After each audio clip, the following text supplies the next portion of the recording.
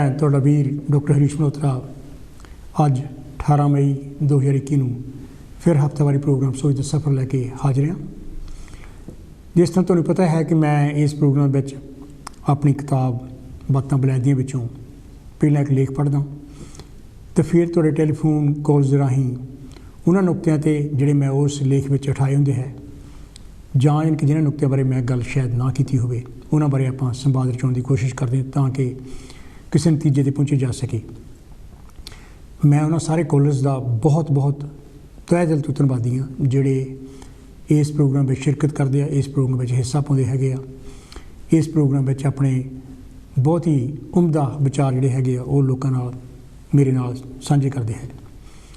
ਅਤੇ ਮੈਨੂੰ ਉਮੀਦ ਹੈ ਕਿ ਤੁਸੀਂ ਅੱਜ ਵੀ ਇਸ ਜਿਹੜਾ ਮੈਂ ਅੱਜ ਤੁਹਾਡੇ ਨਾਲ ਮੁੱਦਾ ਸਾਂਝਾ ਕਰਨਾ ਚਾਹੁੰਦਾ ਉਹਦੇ ਵਿੱਚ ਜ਼ਰੂਰ ਹਿੱਸਾ ਪਾਓਗੇ। ਅਤੇ ਇਸ ਪ੍ਰੋਗਰਾਮ ਦਾ ਜਿਸ ਤਰ੍ਹਾਂ ਤੁਹਾਨੂੰ ਪਤਾ ਹੈ ਕਾਫੀ ਦੇਰ ਤੋਂ ਆਪਾਂ ਇਹ ਪ੍ਰੋਗਰਾਮ ਕਰ ਰਹੇ ਹੈਗੇ ਹਾਂ। ਇਹਦੇ ਵਿੱਚ ਮੈਂ ਆਪਣੀਆਂ ਕਿਤਾਬਾਂ ਜਿਹੜੀਆਂ ਮੈਂ ਲਿਖੀਆਂ ਹੈਗੀਆਂ ਉਹਨਾਂ ਲਿਖਤਾਂ ਨੂੰ ਵੀ ਤੁਹਾਡੇ ਤੱਕ ਪਹੁੰਚਾਉਣੀਆਂ ਚਾਹੁੰਦਾ ਅਤੇ ਉਹਨਾਂ ਮਸਲਿਆਂ ਨੂੰ ਵੀ ਜਿਹੜੇ ਮੈਂ ਉਹਨਾਂ ਕਿਤਾਬਾਂ ਵਿੱਚ ਜਿਹੜੇ ਡਿਸਕਸ ਕੀਤੇ ਹੈ, ਜਿਨ੍ਹਾਂ ਬਾਰੇ ਮੈਂ ਉਹਦੇ ਵਿੱਚ ਵਰਣਨ ਕੀਤਾ ਹੈ, ਜਿਹੜੇ ਕਿ ਸਮਾਜਿਕ ਮਸਲੇ ਹੈ, ਉਹਨਾਂ ਬਾਰੇ ਤੁਹਾਡੇ ਵੀ ਵਿਚਾਰ ਮੈਂ ਸੁਣਨਾ ਚਾਹੁੰਦਾ। ਅਤੇ ਇਹ ਜਿਹੜਾ ਅੱਜ ਦਾ ਮਸਲਾ ਹੈਗਾ ਇਹਦੇ ਬਾਰੇ ਜਿਹੜੀ ਗੱਲ ਹੈਗੀ ਆਪਾਂ ਇੱਕ ਦੋ ਮਿੰਟਾਂ ਵਿੱਚ ਹੀ 2-3 ਮਿੰਟ ਜਿਹੜੇ ਲੱਗਣਗੇ ਇਸ ਲੇਖ ਨੂੰ ਪੜ੍ਹਨ। ਇਹਦਾ ਜੋ ਸਿਰਲੇਖ ਹੈ ਰੱਖਿਆ ਅੱਜ ਦੇ ਮਸਲੇ ਦਾ ਉਹਦਾ ਨਾਂ ਹੈ ਘਰੇਲੂ ਮਾਰਕਟਾਈ। ਇਹ ਜਿਹੜਾ ਲੇਖ ਹੈਗਾ ਕਾਫੀ ਦੇਰ ਦਾ ਮੈਂ ਲਿਖਿਆ ਹੈਗਾ, ਪਰ ਹੁਣ ਜਿਹੜੀ ਸਿਚੁਏਸ਼ਨ ਹੈਗੀ ਆ ਉਹ ਘਰੇਲੂ ਮਾਰਕਟਾਈ ਦੀ ਜੋ ਕੁਛ ਪੈਂਡੈਮਿਕ ਕਰਕੇ COVID-19 ਕਰਕੇ ਜਿਹੜੀ ਹੈਗੀ ਆ ਕਰੋਨਾ ਵਾਇਰਸ ਕਰਕੇ ਬਹੁਤ ਜ਼ਿਆਦਾ ਵਧੀ ਹੈ। ਅਤੇ ਮੈਂ ਇਹ ਲੇਖ ਸ਼ੁਰੂ ਕਰਦਾ ਅਤੇ ਤੁਸੀਂ ਜਿਹੜੇ ਆਪਣੇ ਟੈਲੀਫੋਨ ਕਾਲਸ ਹੈਗੀਆਂ ਹੁਣ ਤੋਂ ਹੀ ਕਰਕੇ ਆਪਣੇ ਨੂੰ ਕਿਊ ਅਪ ਕਰ ਲਓ, ਲਾਈਨ ਅਪ ਕਰ ਲਓ। ਅਤੇ ਨੰਬਰ ਜਿਹੜਾ ਹੈਗਾ ਉਹ ਸਾਡਾ ਥੱਲੇ ਵੀ ਆ ਰਿਹਾ ਹੈਗਾ, ਸਕਰੀਨ 'ਤੇ ਵੀ ਆ ਰਿਹਾ 0300 770 2246। ਮੈਂ ਇੱਕ ਵਾਰੀ ਫਿਰ ਰਿਪੀਟ ਕਰਦਾ, ਜਿਹੜਾ ਸਾਡਾ ਨੰਬਰ ਹੈਗਾ ਉਹ 0300 770 2246। ਅਤੇ ਮੈਂ ਤੁਹਾਨੂੰ ਬੇਨਤੀ ਕਰਦਾ ਕਿ ਤੁਸੀਂ ਹੁਣ ਤੋਂ ਹੀ ਟੈਲੀਫੋਨ ਕਾਲ ਜਿਹੜੇ ਹੈਗੇ ਆ ਕਰਨੇ ਸ਼ੁਰੂ ਕਰ ਦਿਓ ਤਾਂ ਕਿ ਜਿਹੜਾ ਹੈਗਾ ਤੁਹਾਡਾ ਨੰਬਰ ਲੱਗ ਸਕੇ। ਅਤੇ ਮੈਨੂੰ ਜਿਹੜਾ ਸਾਡੇ ਟੈਕਨੀਸ਼ੀਅਨ ਹੈਗੇ ਉਹ ਮੈਨੂੰ ਦੱਸਦੇ ਰਹਿੰਦੇ ਵੀ ਕਿੰਨੀਆਂ ਕਾਲ ਜਿਹੜੀਆਂ ਉਹ ਵੇਟਿੰਗ ਵਿੱਚ ਹੈ ਅਤੇ ਉਹਦੇ ਹਿਸਾਬ ਨਾਲ ਫਿਰ ਜਿਹੜੀ ਟਾਈਮ ਦੀ ਵੰਡ ਵੀ ਉਸ ਹਿਸਾਬ ਨਾਲ ਕੀਤੀ ਜਾ ਸਕਦੀ ਹੈ। ਅਤੇ ਆਪਾਂ ਹੁਣ ਇਹ ਜਿਹੜਾ ਲੇਖ ਹੈਗਾ ਉਹ ਸ਼ੁਰੂ ਕਰਦੇ ਹਾਂ। ਘਰੇਲੂ ਮਾਰਕਟਾਈ। ਏਸ਼ੀਅਨ ਲੋਕਾਂ ਲਈ ਘਰੇਲੂ ਮਾਰਕਟਾਈ ਦਾ ਮੁੱਦਾ ਕੋਈ ਨਵੀਂ ਗੱਲ ਨਹੀਂ ਹੈ। ਭਾਰਤ ਪੰਜਾਬ 'ਚ ਅਸੀਂ ਆਮ ਹੀ ਦੇਖਦੇ ਹਾਂ ਕਿ ਔਰਤਾਂ ਆਪਣੇ ਘਰਾਂ ਵਿੱਚ ਕਈ ਤਰ੍ਹਾਂ ਦੇ ਧੱਕਿਆਂ ਦਾ ਸ਼ਿਕਾਰ ਹੁੰਦੀਆਂ ਹਨ। ਇਹਨਾਂ ਧੱਕਿਆਂ ਵਿੱਚ ਸਰੀਰਕ ਮਾਰਕਟਾਈ, ਜਿਨਸੀ ਤਸ਼ੱਦਦ, ਮਾਨਸਿਕ ਤੌਰ 'ਤੇ ਪਰੇਸ਼ਾਨੀਆਂ ਅਤੇ ਪੈਸਿਆਂ ਦੀ ਤੋੜ ਵਾਲਾ ਧੱਕਾ ਵੀ ਸ਼ਾਮਲ ਹੈ। ਸ਼ਾਇਦ ਇਹੀ ਕਾਰਨ ਹੈ ਕਿ ਔਰਤਾਂ ਦੇ ਕੱਪੜਿਆਂ ਨੂੰ ਜੇਬਾਂ ਖੀਸੇ ਨਹੀਂ ਲਾਏ ਜਾਂਦੇ ਤਾਂ ਕਿ ਉਹ ਮਥਾਜ ਬਣੀਆਂ ਰਹਿਣ। ਪੱਛਮੀ ਤਰਜ਼ ਦੀਆਂ ਪੈਂਟਾਂ ਵਿੱਚ ਭਾਵੇਂ ਜੇਬਾਂ ਹਨ, ਪਰ ਦੇਸੀ ਪਹਿਰਾਵਿਆਂ ਸਲਵਾਰ ਸੂਟ ਵਿੱਚ ਕਿਤੇ ਕਿਤੇ ਹੀ ਖੀਸੇ ਜੇਬ ਦਾ ਰਿਵਾਜ ਹੈ ਅਤੇ ਉਹ ਵੀ ਬੜਾ ਰੀਸੈਂਟ ਰਿਵਾਜ ਇਹ ਚੱਲਿਆ ਹੈ। ਔਰਤ ਦੇ ਬੈਗ ਜਾਂ ਪਰਸ ਵਿੱਚ ਹੀ ਉਹਦੇ ਥੋੜ੍ਹੇ ਬਹੁਤੇ ਪੈਸੇ, ਚਾਬੀਆਂ ਅਤੇ ਹੋਰ ਬਹੁਤ ਜ਼ਰੂਰੀ ਚੀਜ਼ਾਂ ਹੋ ਸਕਦੀਆਂ ਹਨ। ਇਹ ਖੋਏ ਜਾਣ 'ਤੇ ਉਹ ਬਿਲਕੁਲ ਹੀ ਮਥਾਜ ਹੋ ਕੇ ਰਹਿ ਜਾਂਦੀ ਹੈ। ਕੀ ਇਹ ਕਿਤੇ ਮਰਦ ਪ੍ਰਧਾਨ ਸਮਾਜ ਵਿੱਚ ਆਦਮੀ ਦੀ ਚਾਲ ਤਾਂ ਨਹੀਂ ਹੈ? ਕਈ ਅਗਾਂਹਵਧੂ ਔਰਤਾਂ ਦੀ ਖੋਜ ਅਤੇ ਸੋਚ ਵੀ ਇਹ ਹੈ ਕਿ ਔਰਤਾਂ ਨੂੰ ਇੱਕ ਵਸਤੂ ਸਮਝ ਕੇ ਹੀ ਗਹਿਣੇ ਪਹਿਨਾਉਣ ਦਾ ਰਿਵਾਜ ਚੱਲਿਆ ਸੀ ਤਾਂ ਕਿ ਉਹ ਅਗਰ ਕਾਬੂ ਤੋਂ ਬਾਹਰ ਹੋ ਜਾਣ ਦੀ ਕੋਸ਼ਿਸ਼ ਕਰੇ ਤਾਂ ਉਹਦੀਆਂ ਬੰਗਾਂ ਅਤੇ ਪੈਰਾਂ ਦੇ ਗਹਿਣੇ ਖੜਕਾ ਕਰਕੇ ਆਦਮੀ ਨੂੰ ਜਗਾ ਸਕਣ। ਇਹ ਬਾਅਦ ਵਿੱਚ ਰਿਵਾਜ ਅਤੇ ਫੈਸ਼ਨ ਬਣਨ ਨਾਲ ਵੀ ਔਰਤ ਨੂੰ ਵਸਤੂ ਵਾਂਗ ਸਜਣ ਸਜਾਉਣ ਵਾਲੀ ਗੱਲ ਅੱਜ ਤੱਕ ਕਾਇਮ ਹੈ। ਸੁਨਿਆਰਿਆਂ ਅਤੇ ਕੱਪੜੇ ਵੇਚਣ ਵਾਲਿਆਂ ਦੀ ਵਿਕਰੀ ਵਿੱਚ ਵਾਧਾ ਇਹਨਾਂ ਕਾਰਨਾਂ ਕਰਕੇ ਹੀ ਹੈ। ਘਰੇਲੂ ਮਾਰਕਟਾਈ ਦੀ ਪਰਿਭਾਸ਼ਾ ਨੂੰ ਹੋਰ ਅੱਗੇ ਤੋਰਨ 'ਤੇ ਗੱਲ ਸਾਫ਼ ਹੋ ਜਾਂਦੀ ਹੈ ਕਿ ਇਸ ਮੁੱਦੇ ਦਾ ਅਸਲੀ ਮਨਸ਼ਾ ਤਾਕਤ ਦੀ ਦੁਰਵਰਤੋਂ ਕਰਨਾ ਅਤੇ ਕਾਬੂ ਕਰਨਾ ਹੈ। ਇਹ ਕਾਬੂ ਅਤੇ ਦੁਰਵਰਤੋਂ ਉਸ ਵੇਲੇ ਹੁੰਦੀ ਹੈ ਜਦ ਔਰਤਾਂ ਫੋਨ ਨਹੀਂ ਕਰ ਸਕਦੀਆਂ, ਕਿਸੇ ਨਾਲ ਗੱਲ ਨਹੀਂ ਕਰ ਸਕਦੀਆਂ, ਪਰਿਵਾਰ ਅਤੇ ਦੋਸਤਾਂ ਨਾਲ ਨਾਤਾ ਤੋੜ ਦੇਣਾ। ਫਿਰ ਇਹ ਧੌਲਾ ਧੱਫਾ, ਕੁੱਟਮਾਰ, ਚਪੇੜਾਂ, ਮੁੱਕੇ ਘਸੁੰਨ ਵੀ ਹੋ ਸਕਦੇ ਹਨ ਅਤੇ ਤਾਨੇ ਮਿਹਣੇ ਦੇਣੇ ਵੀ ਹੋ ਸਕਦੇ ਹਨ। ਕਿਸੇ ਦੀ ਗਰੀਬੀ ਅਤੇ ਅਪੰਗਤਾ ਨੂੰ ਬਾਰ-ਬਾਰ ਜਤਾਉਣਾ ਵੀ ਹੋ ਸਕਦਾ ਹੈ। ਕੋਈ ਦਿਲ ਚੁਭਵੀਂ ਗੱਲ ਕਹਿਣਾ ਜਿਹਦੇ ਨਾਲ ਮਨ ਛਲਣੀ ਹੋ ਜਾਣ, ਆਪਣੀ ਮਨਪਸੰਦ ਦਾ ਕੱਪੜਾ ਅਤੇ ਖਾਣ ਪੀਣ 'ਤੇ ਪਾਬੰਦੀ ਲਾਉਣੀ, ਨਿਰਲ ਵਿਆਹ ਅਤੇ ਇੱਜ਼ਤ ਦੇ ਨਾਂ 'ਤੇ ਕਤਲ ਕਰਨਾ ਸਭ ਘਰੇਲੂ ਮਾਰਕਟਾਈ ਦੀ ਪਰਿਭਾਸ਼ਾ ਵਿੱਚ ਆਉਂਦਾ ਹੈ। ਘਰੇਲੂ ਮਾਰਕਟਾਈ ਦੀ ਕਤਾਰਬੰਦੀ ਵਿੱਚ ਜ਼ਿਆਦਾਤਰ ਔਰਤਾਂ ਅਤੇ ਬੱਚੇ ਆਉਂਦੇ ਹਨ। ਔਰਤਾਂ 'ਤੇ ਇਹ ਤਸ਼ੱਦਦ ਵਾਰ-ਵਾਰ ਕੀਤਾ ਜਾਂਦਾ ਹੈ ਅਤੇ ਉਹਨਾਂ ਦੀ ਜ਼ਖਮੀ ਹੋਣ ਦੀ ਦਰ ਵੀ ਦੁੱਗਣੀ ਹੈ। ਔਰਤਾਂ ਇਹੋ ਜਿਹੇ ਮਾਹੌਲ ਵਿੱਚ ਡਰ ਦੀ ਜ਼ਿੰਦਗੀ ਜਿਉਂਦੀਆਂ ਹਨ ਅਤੇ ਇਸ ਨਾਲ ਉਹਨਾਂ ਦੀ ਸਰੀਰਕ ਅਤੇ ਮਾਨਸਿਕ ਸਿਹਤ 'ਤੇ ਅਸਰ ਪੈਂਦਾ ਹੈ। ਬੱਚਿਆਂ ਦੀ ਵੀ ਸ਼ਖਸੀਅਤ ਪੂਰੀ ਤਰ੍ਹਾਂ ਪ੍ਰਫੁੱਲਿਤ ਨਹੀਂ ਹੋ ਸਕਦੀ। ਔਰਤਾਂ ਦੀ ਕੁੱਟਮਾਰ ਉਹਦੇ ਘਰ ਵਾਲੇ, ਸੱਸ ਸਹੁਰੇ, ਦਿਓਰਾਂ, ਜੇਠਾਂ ਜਾਂ ਕਿਸੇ ਹੋਰ ਰਿਸ਼ਤੇਦਾਰ ਵੱਲੋਂ ਵੀ ਹੋ ਸਕਦੀ ਹੈ। ਔਰਤਾਂ ਨਾਲ ਬਿਲਕੁਲ ਹੀ ਬੋਲਚਾਲ ਬੰਦ ਕਰਕੇ ਉਹਨੂੰ ਇਕੱਲਿਆਂ ਕਰ ਦੇਣਾ ਵੀ ਇਸੇ ਮਨਸੂਬੇ, ਸਾਜ਼ਿਸ਼ ਅਤੇ ਲਕੀਰ ਵਿੱਚ ਸ਼ਾਮਲ ਹੈ। ਬਰਤਾਨੀਆ ਦੇ ਹੋਮ ਆਫਿਸ ਦੇ 2004 ਸਾਲ ਦੇ ਰਿਕਾਰਡ ਮੁਤਾਬਕ ਘਰੇਲੂ ਮਾਰ ਕੁਟਾਈ ਦੇ 16% ਕੇਸਾਂ ਵਿੱਚ 25% ਕੇਸ ਤਸ਼ੱਦਦ ਨਾਲ ਲਿਵਰੇਜ ਹੁੰਦੇ ਹਨ ਅਤੇ ਉਹਨਾਂ ਦਾ ਕਹਿਣਾ ਹੈ ਕਿ ਬਰਤਾਨੀਆ ਵਿੱਚ ਹਰ ਮਿੰਟ ਬਾਅਦ ਇੱਕ ਕੇਸ ਪੁਲਿਸ ਕੋਲ ਘਰੇਲੂ ਮਾਰ ਕੁਟਾਈ ਦਾ ਆਉਂਦਾ ਹੈ। ਬਹੁਤੇ ਕੇਸ ਤਾਂ ਪੁਲਿਸ ਨੂੰ ਦੱਸੇ ਹੀ ਨਹੀਂ ਜਾਂਦੇ ਅਤੇ ਇਹ ਗੱਲ ਏਸ਼ੀਅਨ ਪਰਿਵਾਰਾਂ 'ਤੇ ਸਗੋਂ ਜ਼ਿਆਦਾ ਢੁੱਕਦੀ ਹੈ। ਇੱਥੇ ਔਰਤ ਨੂੰ ਆਪਣੇ ਮਾਂ-ਬਾਪ, ਭਰਾਵਾਂ ਦੀ ਇੱਜ਼ਤ ਦਾ ਖਿਆਲ ਅਤੇ ਸਮਾਜ ਵਿੱਚ ਬੁਰਾ ਸਮਝੇ ਜਾਣ ਕਰਕੇ ਦੜ-ਬੱਟ ਕੇ ਜ਼ੁਲਮ ਸਹਾਰ ਲੈ ਜਾਂਦੇ ਹਨ। ਜਿਹੜੇ ਥੋੜ੍ਹੇ ਬਹੁਤ ਆਦਮੀ ਇਸ ਘਰੇਲੂ ਮਾਰ ਕੁਟਾਈ ਦਾ ਸ਼ਿਕਾਰ ਹੁੰਦੇ ਹਨ, ਉਹਨਾਂ ਦੀ ਗਿਣਤੀ ਔਰਤਾਂ ਦੇ ਮੁਕਾਬਲੇ ਬਹੁਤ ਘੱਟ ਹੁੰਦੀ ਹੈ। ਦੇਖਣ ਸੁਣਨ ਵਿੱਚ ਇਹ ਵੀ ਆਇਆ ਹੈ ਕਿ ਇਹ ਉਹੀ ਆਦਮੀ ਹੁੰਦੇ ਹਨ ਜਿਨ੍ਹਾਂ ਪਹਿਲੀਆਂ ਵਿੱਚ ਔਰਤਾਂ 'ਤੇ ਜ਼ੁਲਮ ਢਾਏ ਹੁੰਦੇ ਹਨ। ਅੰਕੜੇ ਇਹ ਵੀ ਦੱਸਦੇ ਹਨ ਕਿ 45% ਔਰਤਾਂ ਅਤੇ 26% ਮਰਦਾਂ ਆਪਣੀ ਜ਼ਿੰਦਗੀ ਦੇ ਲੰਬੇ ਸਫ਼ਰ ਵਿੱਚ ਘੱਟੋ ਘੱਟ ਇੱਕ ਵਾਰੀ ਆਪਣੇ ਰਿਸ਼ਤਿਆਂ ਦੇ ਸਿਲਸਿਲੇ ਵਿੱਚ ਜ਼ੁਲਮ ਸਹਾਰਿਆ ਹੁੰਦਾ ਹੈ। ਔਸਤਨ ਇੱਕ ਸਾਲ ਵਿੱਚ 13 ਮਿਲੀਅਨ ਕੇਸ ਮਾਰ ਕੁਟਾਈ ਦੇ ਬਰਤਾਨੀਆ ਵਿੱਚ ਦਰਜ ਕੀਤੇ ਜਾਂਦੇ ਹਨ, ਜਿਨ੍ਹਾਂ ਵਿੱਚ ਜਾਂ ਤਾਂ ਔਰਤ ਦਾ ਹੋਣ ਵਾਲਾ ਜਾਂ ਪਹਿਲਾ ਘਰ ਵਾਲਾ ਮਾਰ ਕੁਟਾਈ ਕਰਦਾ ਹੈ ਜਾਂ ਮਾਰ ਕੁਟਾਈ ਦੀ ਧਮਕੀ ਦਿੰਦਾ ਹੈ। ਇਹ ਵੀ ਪਤਾ ਲੱਗਾ ਹੈ ਕਿ ਇਹ ਤਸ਼ੱਦਦ ਔਰਤ ਦੇ 16 ਸਾਲ ਦੀ ਉਮਰ ਤੋਂ ਹੀ ਸ਼ੁਰੂ ਹੋ ਜਾਂਦਾ ਹੈ, ਜੋ ਬਾਅਦ ਦੀ ਉਮਰ ਤੱਕ ਚੱਲਦਾ ਰਹਿੰਦਾ ਹੈ। 54% ਬਲਾਤਕਾਰ ਦੇ ਕੇਸ ਹੋਣ ਵਾਲੇ ਜਾਂ ਪਹਿਲਾਂ ਰਹਿ ਚੁੱਕੇ ਪਤੀ ਵੱਲੋਂ ਕੀਤੇ ਜਾਂਦੇ ਹਨ। ਇਸੇ ਤਰ੍ਹਾਂ ਹੀ 2 ਔਰਤਾਂ ਹਰ ਹਫ਼ਤੇ ਇਹਨਾਂ ਪਤੀਆਂ ਦੁਆਰਾ ਮਾਰ ਦਿੱਤੀਆਂ ਜਾਂਦੀਆਂ ਹਨ। 30% ਕੇਸਾਂ ਵਿੱਚ ਔਰਤਾਂ ਉੱਪਰ ਉਸ ਵੇਲੇ ਤਸ਼ੱਦਦ ਕੀਤਾ ਜਾਂਦਾ ਹੈ ਜਦ ਉਹਨਾਂ ਨੂੰ ਬੱਚਾ-ਬੱਚੀ ਹੋਣ ਵਾਲਾ ਹੁੰਦਾ ਹੈ। ਪੁਲਿਸ ਕੋਲ ਰਿਪੋਰਟ ਕਰਨ ਤੋਂ ਪਹਿਲਾਂ ਇੱਕ ਔਰਤ ਔਸਤਨ 35 ਵਾਰ ਕੁੱਟਮਾਰ ਖਾ ਚੁੱਕੀ ਹੁੰਦੀ ਹੈ। ਏਸ਼ੀਅਨ ਔਰਤਾਂ ਲਈ ਇਹ ਗਿਣਤੀ ਇਸ ਨਾਲੋਂ ਵੀ ਕਾਫੀ ਜ਼ਿਆਦਾ ਹੋ ਸਕਦੀ ਹੈ। ਅੰਕੜਿਆਂ ਮੁਤਾਬਕ ਇੱਕ ਆਮ ਦਿਨ ਵਿੱਚ 3615 ਔਰਤਾਂ ਅਤੇ 3580 ਬੱਚੇ ਪਨਾਹ ਘਰਾਂ ਵਿੱਚ ਜਾ ਕੇ ਆਪਣਾ ਬਚਾਅ ਕਰਦੇ ਹਨ। ਇਹ ਅੰਕੜੇ ਇੰਗਲੈਂਡ ਦੇ ਸਾਲ 2006 ਦੇ ਹਨ ਅਤੇ ਸਾਲ 2010 ਵਿੱਚ ਇਹਨਾਂ ਵਿੱਚ 12% ਦਾ ਵਾਧਾ ਹੋਇਆ ਸੀ ਅਤੇ ਹੁਣ ਇਹ ਵਾਧਾ ਜਿਹੜਾ ਹੈਗਾ ਈਵਨ 400% ਤੱਕ ਵਾਧਾ ਜਿਹੜਾ ਹੈਗਾ ਦੱਸਿਆ ਜਾਂਦਾ ਹੈ। ਹੁਣ ਸਾਲ 2012 ਵਿੱਚ ਜਦ ਬਹੁਤੇ ਲੋਕੀ ਕੰਮਾਂ ਤੋਂ ਵਿਹਲੇ ਹਨ ਤਾਂ ਇਸ ਨਾਲ ਘਰੇਲੂ ਮਾਰ ਕੁਟਾਈ ਅਤੇ ਮਾਨਸਿਕ ਰੋਗਾਂ ਦੇ ਕੇਸਾਂ ਵਿੱਚ ਹੋਰ ਵੀ ਵਾਧਾ ਹੋਇਆ ਹੈ। ਜਿਹੜਿਆਂ ਲੋਕਾਂ 'ਤੇ ਘਰੇਲੂ ਮਾਰ ਕੁਟਾਈ ਦਾ 4 ਵਾਰ ਤਸ਼ੱਦਦ ਹੋਇਆ ਹੁੰਦਾ ਹੈ, ਉਹਨਾਂ ਵਿੱਚੋਂ 89% ਔਰਤਾਂ ਇਸ ਜ਼ੁਲਮ ਨੂੰ ਸਹਾਰਦੀਆਂ ਹਨ। ਇਹਨਾਂ ਅੰਕੜਿਆਂ ਵਿੱਚ ਵਾਧੇ ਦੀ ਦਰ ਦੇਖਦਿਆਂ ਇਹ ਗੱਲ ਸਾਹਮਣੇ ਆਈ ਹੈ ਕਿ ਇੱਕ ਦਿਨ ਵਿੱਚ 11,310 ਔਰਤਾਂ ਨੇ ਘਰੇਲੂ ਮਾਰ ਕੁਟਾਈ ਦੀ ਸ਼ਿਕਾਇਤ ਕੀਤੀ ਸੀ। ਇਹ ਅੰਕੜੇ 2006 ਦੇ ਸਨ, ਜਿਨ੍ਹਾਂ ਵਿੱਚ 2003 ਦੇ ਮੁਕਾਬਲੇ 50% ਵਾਧਾ ਹੋਇਆ ਸੀ। ਹੁਣ 2012 ਦੇ ਹਾਲਾਤਾਂ ਨੂੰ ਦੇਖਦੇ ਇਸ ਗਿਣਤੀ ਵਿੱਚ ਚੋਖਾ ਵਾਧਾ ਹੋਇਆ ਹੋਵੇਗਾ, ਕਿਉਂਕਿ ਇਹ ਲੇਖ 2012 ਵਿੱਚ ਲਿਖਿਆ ਗਿਆ ਸੀ। ਮਾਨਸਿਕ ਸਿਹਤ ਬਾਰੇ ਗੱਲ ਕਰਦਿਆਂ ਇਹ ਪਤਾ ਲੱਗਦਾ ਹੈ ਕਿ ਜਿਹੜਿਆਂ ਕੇਸਾਂ ਵਿੱਚ ਘਰੇਲੂ ਮਾਰ ਕੁਟਾਈ ਅਤੇ ਹੋਰ ਕਈ ਤਰ੍ਹਾਂ ਦਾ ਸ਼ੋਸ਼ਣ ਹੋਇਆ ਹੋਵੇ, ਉਹਨਾਂ ਔਰਤਾਂ ਵਿੱਚ ਉਦਾਸੀ ਅਤੇ ਹੋਰ ਮਾਨਸਿਕ ਰੋਗਾਂ 'ਚ ਵਾਧਾ ਹੋਇਆ ਹੈ। ਇਹੋ ਜਿਹੀਆਂ ਔਰਤਾਂ ਵਿੱਚ ਆਮ ਔਰਤਾਂ ਨਾਲੋਂ ਮਾਨਸਿਕ ਬਿਮਾਰੀਆਂ ਦੀ ਗਿਣਤੀ 3 ਗੁਣਾ ਜ਼ਿਆਦਾ ਹੁੰਦੀ ਹੈ। ਮਾਨਸਿਕ ਰੋਗੀਆਂ ਦੇ ਹਸਪਤਾਲਾਂ ਵਿੱਚ 70% ਔਰਤਾਂ ਉਹ ਹੁੰਦੀਆਂ ਹਨ ਜਿਨ੍ਹਾਂ 'ਤੇ ਸਰੀਰਕ ਅਤੇ ਜਿਨਸੀ ਤਸ਼ੱਦਦ ਹੋਇਆ ਹੁੰਦਾ ਹੈ। 35% ਔਰਤਾਂ ਵਿੱਚ ਆਤਮਘਾਤ ਵੀ ਇਸੇ ਕਰਕੇ ਹੁੰਦਾ ਹੈ ਅਤੇ ਇਹ ਦਰ ਕਾਲੀਆਂ ਅਤੇ ਏਸ਼ੀਆਈ ਔਰਤਾਂ ਵਿੱਚ ਇਹਨਾਂ ਕਰਕੇ 50% ਹੈ।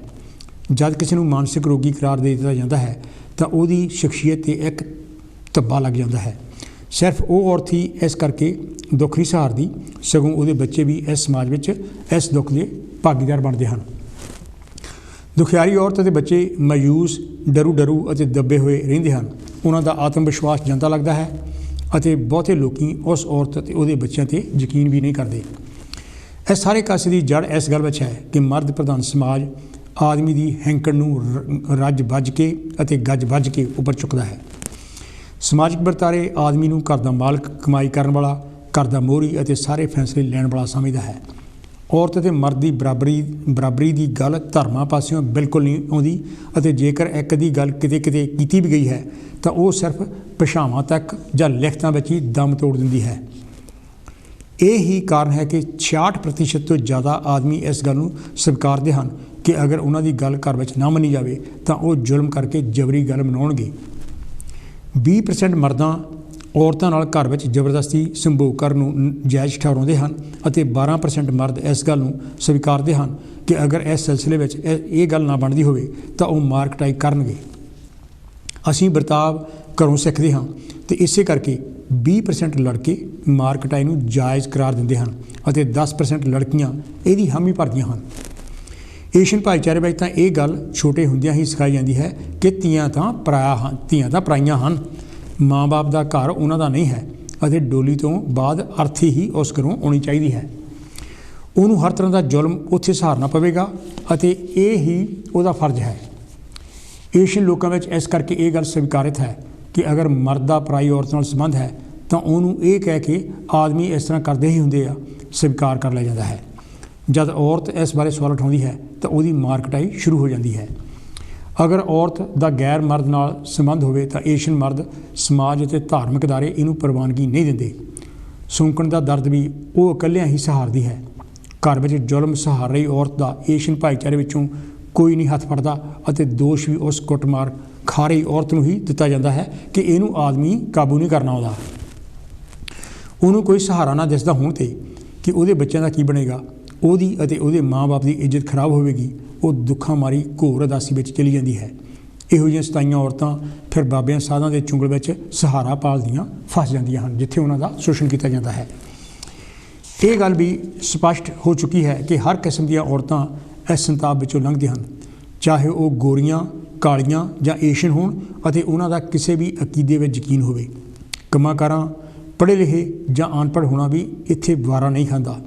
ਘਰੇਲੂ ਮਾਰ ਕੁਟਾਈ ਹਰ ਤਸ਼ੱਦਦ ਵੱਡੀਆਂ ਵੱਡੀਆਂ ਨੌਕਰੀਆਂ ਵਾਲੇ ਵੀ ਸਹਾਰਦੀਆਂ ਹਨ ਅਤੇ ਉਹ ਵੀ ਜੋ ਕੋਈ ਕੰਮਕਾਰ ਨਹੀਂ ਕਰਦੀਆਂ ਅਤੇ ਬਿਲਕੁਲ ਗੁੱਠਾ ਛਾਪ ਹਨ। ਬਰਤਾਨੀਆ ਜਾਂ ਹੋਰ ਬਾਹਰਲੇ ਮੁਲਕਾਂ ਵਿੱਚ ਉਹਨਾਂ ਮੁਲਕਾਂ ਦੀ ਭਾਸ਼ਾ ਅਤੇ ਪ੍ਰਬੰਧ ਨੂੰ ਜਾਣਨਾ ਹੋਰ ਵੀ ਅੜਿੱਕਾ ਬਣਦਾ ਹੈ ਅਤੇ ਉਹ ਆਪਣੀ ਹੋਣੀ ਸਮਝ ਚੁੱਪ-ਚਾਪ ਦਿਨ ਕੱਟੀ ਕਰੀ ਜਾਂਦੀਆਂ ਹਨ ਕਿ ਸ਼ਾਇਦ ਕਦੇ ਭਲੇ ਦਿਨ ਵੀ ਆਉਣਗੇ। ਭਲੇ ਦਿਨ ਆਉਣ ਵਾਲੀ ਆਸ ਪੰਜਾਬ ਭਾਰਤ ਵਿੱਚ ਵੀ ਬਣੀ ਰਹਿੰਦੀ ਹੈ। ਸਭ ਤੋਂ ਮਾੜੀ ਗੱਲ ਇਹ ਹੈ ਕਿ ਏਸ਼ੀਅਨ ਸਮਾਜ ਵਿੱਚ ਮੁਕਾਬਲਤਨ ਆਦਮੀਆਂ ਦੇ ਔਰਤਾਂ ਨੂੰ ਵਿੱਦਿਆ ਨਹੀਂ ਦਿੱਤੀ ਜਾਂਦੀ, ਸਗੋਂ ਕਿ ਸੱਚਾਈ ਇਹ ਹੈ ਕਿ ਸਾਡੀ ਸ਼ਖਸੀਅਤ ਨੂੰ ਬਣਾਉਣ ਵਿੱਚ ਸਭ ਤੋਂ ਜ਼ਿਆਦਾ ਹਿੱਸਾ ਖਾਸ ਕਰਕੇ ਛੋਟੀ ਉਮਰ ਵਿੱਚ ਮਾਂ ਦਾ ਹੀ ਹੁੰਦਾ ਹੈ। ਮਾਂ ਹੀ ਸਾਡੀ ਪਹਿਲੀ ਅਧਿਆਪਕਾ ਅਤੇ ਗੁਰੂ ਹੁੰਦੀ ਹੈ। ਜੇਕਰ ਗੁਰੂ ਅਤੇ ਅਧਿਆਪਕਾ ਹੀ ਸੰਤੁਲਿਤ ਸ਼ਖਸੀਅਤ ਵਾਲੀ ਨਹੀਂ ਤਾਂ ਉਹ ਕਿਹੋ ਜਿਹੀ ਸਿੱਖਿਆ ਦੇ ਸਕਦੀ ਹੈ। ਇਸੇ ਕਰਕੇ ਦੁਨੀਆ ਦੇ ਉਹਨਾਂ ਸਮਾਜਾਂ ਨੇ ਤਰੱਕੀ ਜ਼ਿਆਦਾ ਕੀਤੀ ਹੈ ਜਿਨ੍ਹਾਂ ਵਿੱਚ ਔਰਤਾਂ ਜ਼ਿਆਦਾ ਸਿੱਖਿਅਤ ਹਨ। ਸ਼ਾਇਦ ਇਸੇ ਕਰਕੇ ਕਿਹਾ ਜਾਂਦਾ ਹੈ ਕਿ ਅਗਰ ਔਰਤ ਵਿੱਦਿਆ ਹਾਸਲ ਕਰਦੀ ਹੈ ਤਾਂ ਉਹ ਸਾਰੀ ਕੁੱਲ, ਪਰਿਵਾਰ, ਭਾਈਚਾਰੇ, ਸਮਾਜ ਅਤੇ ਮੁਲਕ ਨੂੰ ਤਰੱਕੀ ਦੇ ਰਾਹ 'ਤੇ ਲੈ ਕੇ ਜਾਂਦੀ ਹੈ, ਜਦੋਂ ਕਿ ਮਰਦ ਦੀ ਵਿੱਦਿਆ ਸਿਰਫ ਉਹਦੇ ਇਕੱਲੇ ਤੱਕ ਹੀ ਸੀਮਿਤ ਰਹਿੰਦੀ ਹੈ। ਘਰ ਵਿੱਚ ਮਾਰ ਕੁਟਾਈ ਨਾਲ ਬੱਚਿਆਂ ਦੇ ਪਾਲਣ ਪੋਸ਼ਣ 'ਤੇ ਅਸਰ ਪੈਂਦਾ ਹੈ ਅਤੇ ਅੰਕੜਿਆਂ ਮੁਤਾਬਕ ਹਰ ਸਾਲ 7,50,000 ਬੱਚੇ ਬਰਤਾਨੀਆ ਵਿੱਚ ਇਸ ਤੋਂ ਪ੍ਰਭਾਵਿਤ ਹੁੰਦੇ ਹਨ। ਇਹ ਹਾਲਤ ਵਿਕਸਿਤ ਮੁਲਕ ਦਾ ਹੈ ਜਿੱਥੇ ਔਰਤਾਂ ਸਰਕਾਰੀ ਕਾਨੂੰਨ ਅਤੇ ਪ੍ਰਬੰਧ ਦੀਆਂ ਤਾਂ ਵਾਕਫ ਹਨ ਹੀ, ਸਗੋਂ ਪੜ੍ਹੀਆਂ ਲਿਖੀਆਂ ਵੀ ਹਨ ਅਤੇ ਉਹਨਾਂ ਦੀ ਹਿਫਾਜ਼ਤ ਲਈ ਪੁਲਿਸ, ਪੜ੍ਹਾਈ ਅਤੇ ਸੋਸ਼ਲ ਸਰਵਿਸ ਵਰਗੇ ਅਦਾਰੇ ਵੀ ਹਨ। ਭਾਰਤ ਵਰਗੇ ਅਣਵਿਕਸਿਤ ਅਤੇ ਜਗੀਰੂ ਕਦਰਾਂ ਕੀਮਤਾਂ ਨਾਲ ਭਰੇ ਭਕੁੰਨੇ ਮੁਲਕ ਵਿੱਚ ਜਿੱਥੇ ਦੇ ਧਰਮ ਵੀ ਔਰਤ ਨੂੰ ਸਤਿਕਾਰ ਨਹੀਂ ਦਿੰਦੇ, ਕੀ ਤਵੱਜੋ ਕੀਤੀ ਜਾ ਸਕਦੀ ਹੈ। ਔਰਤਾਂ ਦੀ ਹਾਲਤ ਦਾ ਅੰਦਾਜ਼ਾ ਸਹਿਜੇ ਹੀ ਲਾਇਆ ਜਾ ਸਕਦਾ ਹੈ। ਉਹਨਾਂ ਦੀ ਬਾਂਹ ਫੜਨ ਵਾਲੇ ਸਰਕਾਰੀ, ਗੈਰ ਸਰਕਾਰੀ, ਧਾਰਮਿਕ, ਗੈਰ ਧਾਰਮਿਕ, ਸਿਆਸੀ ਅਤੇ ਗੈਰ ਸਿਆਸੀ ਅਦਾਰੇ ਅਜੇ ਮੈਦਾਨ ਵਿੱਚ ਬੜੇ ਘੱਟ ਆਏ ਹਨ। ਜਦ ਘਰ ਵਿੱਚ ਮਾਂ 'ਤੇ ਅਤਿਆਚਾਰ ਹੁੰਦਾ ਹੋਵੇ ਤਾਂ ਉਹਦਾ ਹਿੱਸਾ ਬਹੁਤੀ ਵਾਰ ਬੱਚਿਆਂ ਨੂੰ ਵੀ ਮਿਲ ਜਾਂਦਾ ਹੈ। ਇਹ ਬੱਚੇ ਜਦ ਵੱਡੇ ਹੋ ਜਾਂਦੇ ਹਨ ਤਾਂ ਆਪਣੇ ਜ਼ਾਲਮੀ ਬਾਪ ਨੂੰ ਨਫ਼ਰਤ ਕਰਨ ਨਾਲ ਹੀ ਪਰਿਵਾਰ ਦਾ ਮਾਹੌਲ ਨਾਖੁਸ਼ਗਵਾਰ ਹੋਇਆ ਰਹਿੰਦਾ ਹੈ।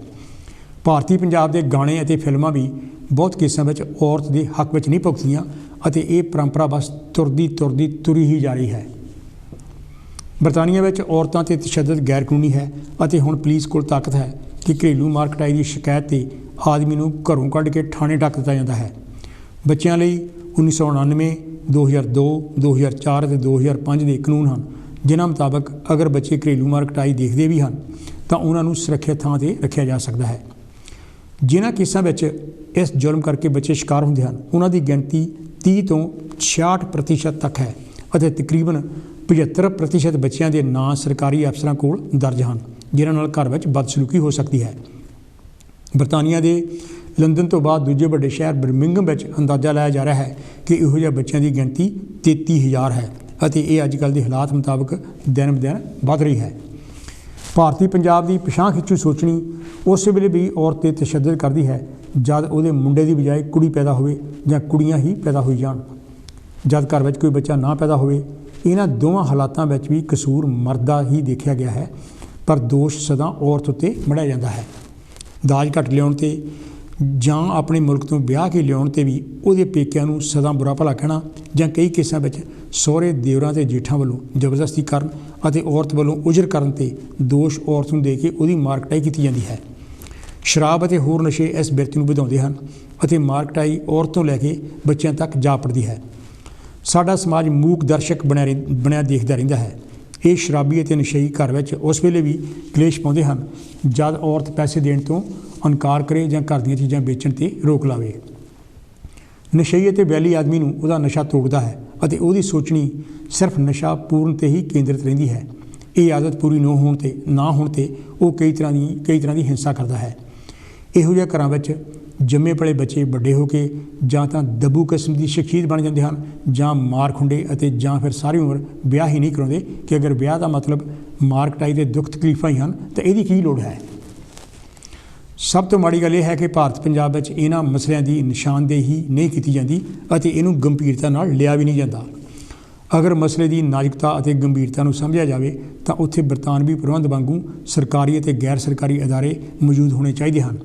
ਉੱਥੇ ਤਾਂ ਸਗੋਂ ਜੇਕਰ ਕਿਸੇ ਨੇ ਮਾਰ ਕੁਟਾਈ ਵਾਲੀਆਂ ਔਰਤਾਂ ਦੀ ਹਿਫਾਜ਼ਤ ਲਈ ਪਨਾਹ ਘਰ ਬਣਾਉਣ ਦੀ ਕੋਸ਼ਿਸ਼ ਵੀ ਕੀਤੀ ਤਾਂ ਉਹਦੇ ਉੱਪਰ ਦੋਸ਼ ਲਾਇਆ ਜਾਂਦਾ ਹੈ ਕਿ ਇਹ ਔਰਤਾਂ ਨੂੰ ਘਰ ਪੱਟਣ ਲਈ ਉਤਸ਼ਾਹਿਤ ਕਰ ਰਹੇ ਹਨ। ਇਹੋ ਜਿਹਾ ਰੌਲਾ ਬਰਤਾਨੀਆ ਵਿੱਚ ਵੀ ਪਿਆ ਸੀ ਜਦ ਏਸ਼ੀਅਨ ਔਰਤਾਂ ਦੇ ਪਨਾਹ ਘਰਾਂ ਦੀ ਸ਼ੁਰੂਆਤ ਹੋਈ ਸੀ। ਘਰੇਲੂ ਮਾਰ ਕੁਟਾਈ ਅਤੇ ਤਸ਼ੱਦਦ ਦੀਆਂ ਸ਼ਿਕਾਰ ਉਹਨਾਂ ਔਰਤਾਂ ਦੀ ਗਿਣਤੀ ਜ਼ਿਆਦਾ ਹੈ ਜੋ ਪਾਕਿਸਤਾਨ, ਭਾਰਤ ਅਤੇ ਬੰਗਲਾਦੇਸ਼ ਵਰਗੇ ਮੁਲਕਾਂ ਵਿੱਚੋਂ ਵਿਆਹ ਕਰਾ ਕੇ ਇੱਥੇ ਆਉਂਦੀਆਂ ਹਨ। ਬਰਤਾਨਵੀ ਸਮਾਜ ਕਾਨੂੰਨ ਅਤੇ ਬੋਲੀ ਤੋਂ ਅਣਜਾਣ ਹੋਣਾ ਇਹਨਾਂ ਦੁਖਿਆਰੀਆਂ ਦੇ ਦੁੱਖਾਂ ਵਿੱਚ ਵਾਧਾ ਕਰਦਾ ਹੈ। ਧਾਰਮਿਕ ਅਤੇ ਸਿਆਸੀ ਅਦਾਰੇ ਵੀ ਇਹਨਾਂ ਦੀ ਕੋਈ ਮਦਦ ਨਹੀਂ ਕਰਦੇ। ਹੁਣ ਜਿਉਂ-ਜਿਉਂ ਇਹਨਾਂ ਮਸਲਿਆਂ ਬਾਰੇ ਚੇਤਨਤਾ ਵੱਧਦੀ ਜਾ ਰਹੀ ਹੈ ਤਾਂ ਕੁਝ ਆਸ ਵੱਝਣੀ ਸ਼ੁਰੂ ਹੋਈ ਹੈ। ਬਰਤਾਨੀਆ ਦੇ ਜੰਮੇ ਪਲੇ ਬੱਚੇ ਆਪਣੇ ਹੱਕਾਂ ਲਈ ਜਾਗਰੂਕ ਹਨ ਅਤੇ ਉਹ ਕਿਸੇ ਵੀ ਕਿਸਮ ਦੀ ਬੇਇਨਸਾਫੀ ਖਿਲਾਫ ਕਾਨੂੰਨ ਦਾ ਸਹਾਰਾ ਲੈਂਦੇ ਹਨ। ਪਰ ਇਹ ਕਲੰਕ ਸਾਡੇ ਸਮਾਜ 'ਤੇ ਉਨੀ ਦੇਰ ਲੱਗਾ ਰਹੇਗਾ ਜਿੰਨੀ ਦੇਰ ਅਸੀਂ ਔਰਤਾਂ ਨੂੰ ਵੱਧ ਤੋਂ ਵੱਧ ਨਹੀਂ ਪੜ੍ਹਾਉਂਦੇ, ਆਪਣੀ ਸੋਚ ਨੂੰ ਬਰਾਬਰਤਾ ਦੀ ਸੂਈ 'ਤੇ ਟਿਕਾਉਂਦੇ ਨਹੀਂ ਅਤੇ ਔਰਤ ਦੀ ਇੱਕ ਬਰਾਬਰ ਦੀ ਹਾਣੀ ਵਾਂਗ ਕਦਰ ਨਹੀਂ ਕਰਦੇ। ਇਹ ਤਾਂ ਸੀ ਜੀ ਮੇਰਾ ਇਹ ਲੇਖ ਜਿਹੜਾ ਮੈਂ ਡੋਮੈਸਟਿਕ ਵਾਇਲੈਂਸ ਬਾਰੇ ਜਿਹੜਾ ਹੈਗਾ ਲਿਖਿਆ ਸੀਗਾ। ਅਤੇ ਹੁਣ ਮੈਂ ਤੁਹਾਡੇ ਟੈਲੀਫੋਨ ਕਾਲਸ ਦੀ ਜਿਹੜਾ ਵੇਟ ਕਰ ਰਿਹਾ। ਹੈਲੋ ਜੀ, ਕੌਣ 'ਤੇ ਜੀ, ਕਿੱਥੋਂ ਬੋਲਦੇ? ਵੈਲਕਮ ਹੈ ਜੀ। Hello, good evening sir. ਹਾਂਜੀ, ਗੁੱਡ ਈਵਨਿੰਗ ਸਰ। ਹੈਲੋ, ਮੈਂ ਮੁਹੰਮਦ ਬੋਲ ਰਿਹਾ। ਹਾਂਜੀ ਮੁਹੰਮਦ ਜੀ, ਕੀ ਕਹਿਣਾ ਚਾਹੋਗੇ? ਤੁਸੀਂ ਬੜੀ ਲੰਬੀ ਇੰਟਰੋਡਕਸ਼ਨ ਦਿੱਤੀ ਹੈ। ਮੈਂ ਵੀ ਦਰਅਸਲ ਆਪਣੇ ਕਲੀਨਿਕਲ ਪ੍ਰੈਕਟਿਸ ਵਿੱਚ ਕਾਫੀ ਡੋਮੈਸਟਿਕ ਵਾਇਲੈਂਸ ਦੇ ਕੇਸਿਸ ਦੇਖੇ ਨੇ। ਹਾਂਜੀ। ਹੈਲੋ, ਮੈਂ ਸੁਣ ਰਿਹਾ। ਹਾਂਜੀ, ਕਰੋ ਗੱਲ। ਤੇ ਇਹਦੇ 'ਚ ਹੁੰਦਾ ਹੈ ਹਸਬੈਂਡ ਵਾਈਫ ਨੂੰ ਇਕੱਠੇ ਬਿਠਾ ਕੇ ਗੱਲ ਕਰੋ ਤੇ ਉਹਨਾਂ ਦੀ ਵਰਸ਼ਨ ਹੋਰ ਹੁੰਦੀ ਹੈ, ਇਕੱਲੇ ਕਰੋ ਤੇ ਹੋਰ ਹੁੰਦੀ ਹੈ। ਬੜਾ ਮਤਲਬ ਹੈਗਾ ਕੰਟਰੋਵਰਸ਼ੀਅਲ ਟੌਪਿਕ ਹੈਗਾ ਵੈਸੇ, ਲੇਕਿਨ ਇਹ ਵੇ ਕਿ ਇਹਨੂੰ ਪ੍ਰੂਵ ਕਰਨਾ ਬੜਾ ਮੁਸ਼ਕਿਲ ਹੈ unless there are signs of physical violence, ਕੋਈ ਜ਼ਖਮ ਦੇ ਨਿਸ਼ਾਨ ਹੋਣ ਜਾਂ ਮਾਰ ਕੁਟਾਈ ਦਾ ਕੋਈ ਐਵੀਡੈਂਸ ਹੋਵੇ।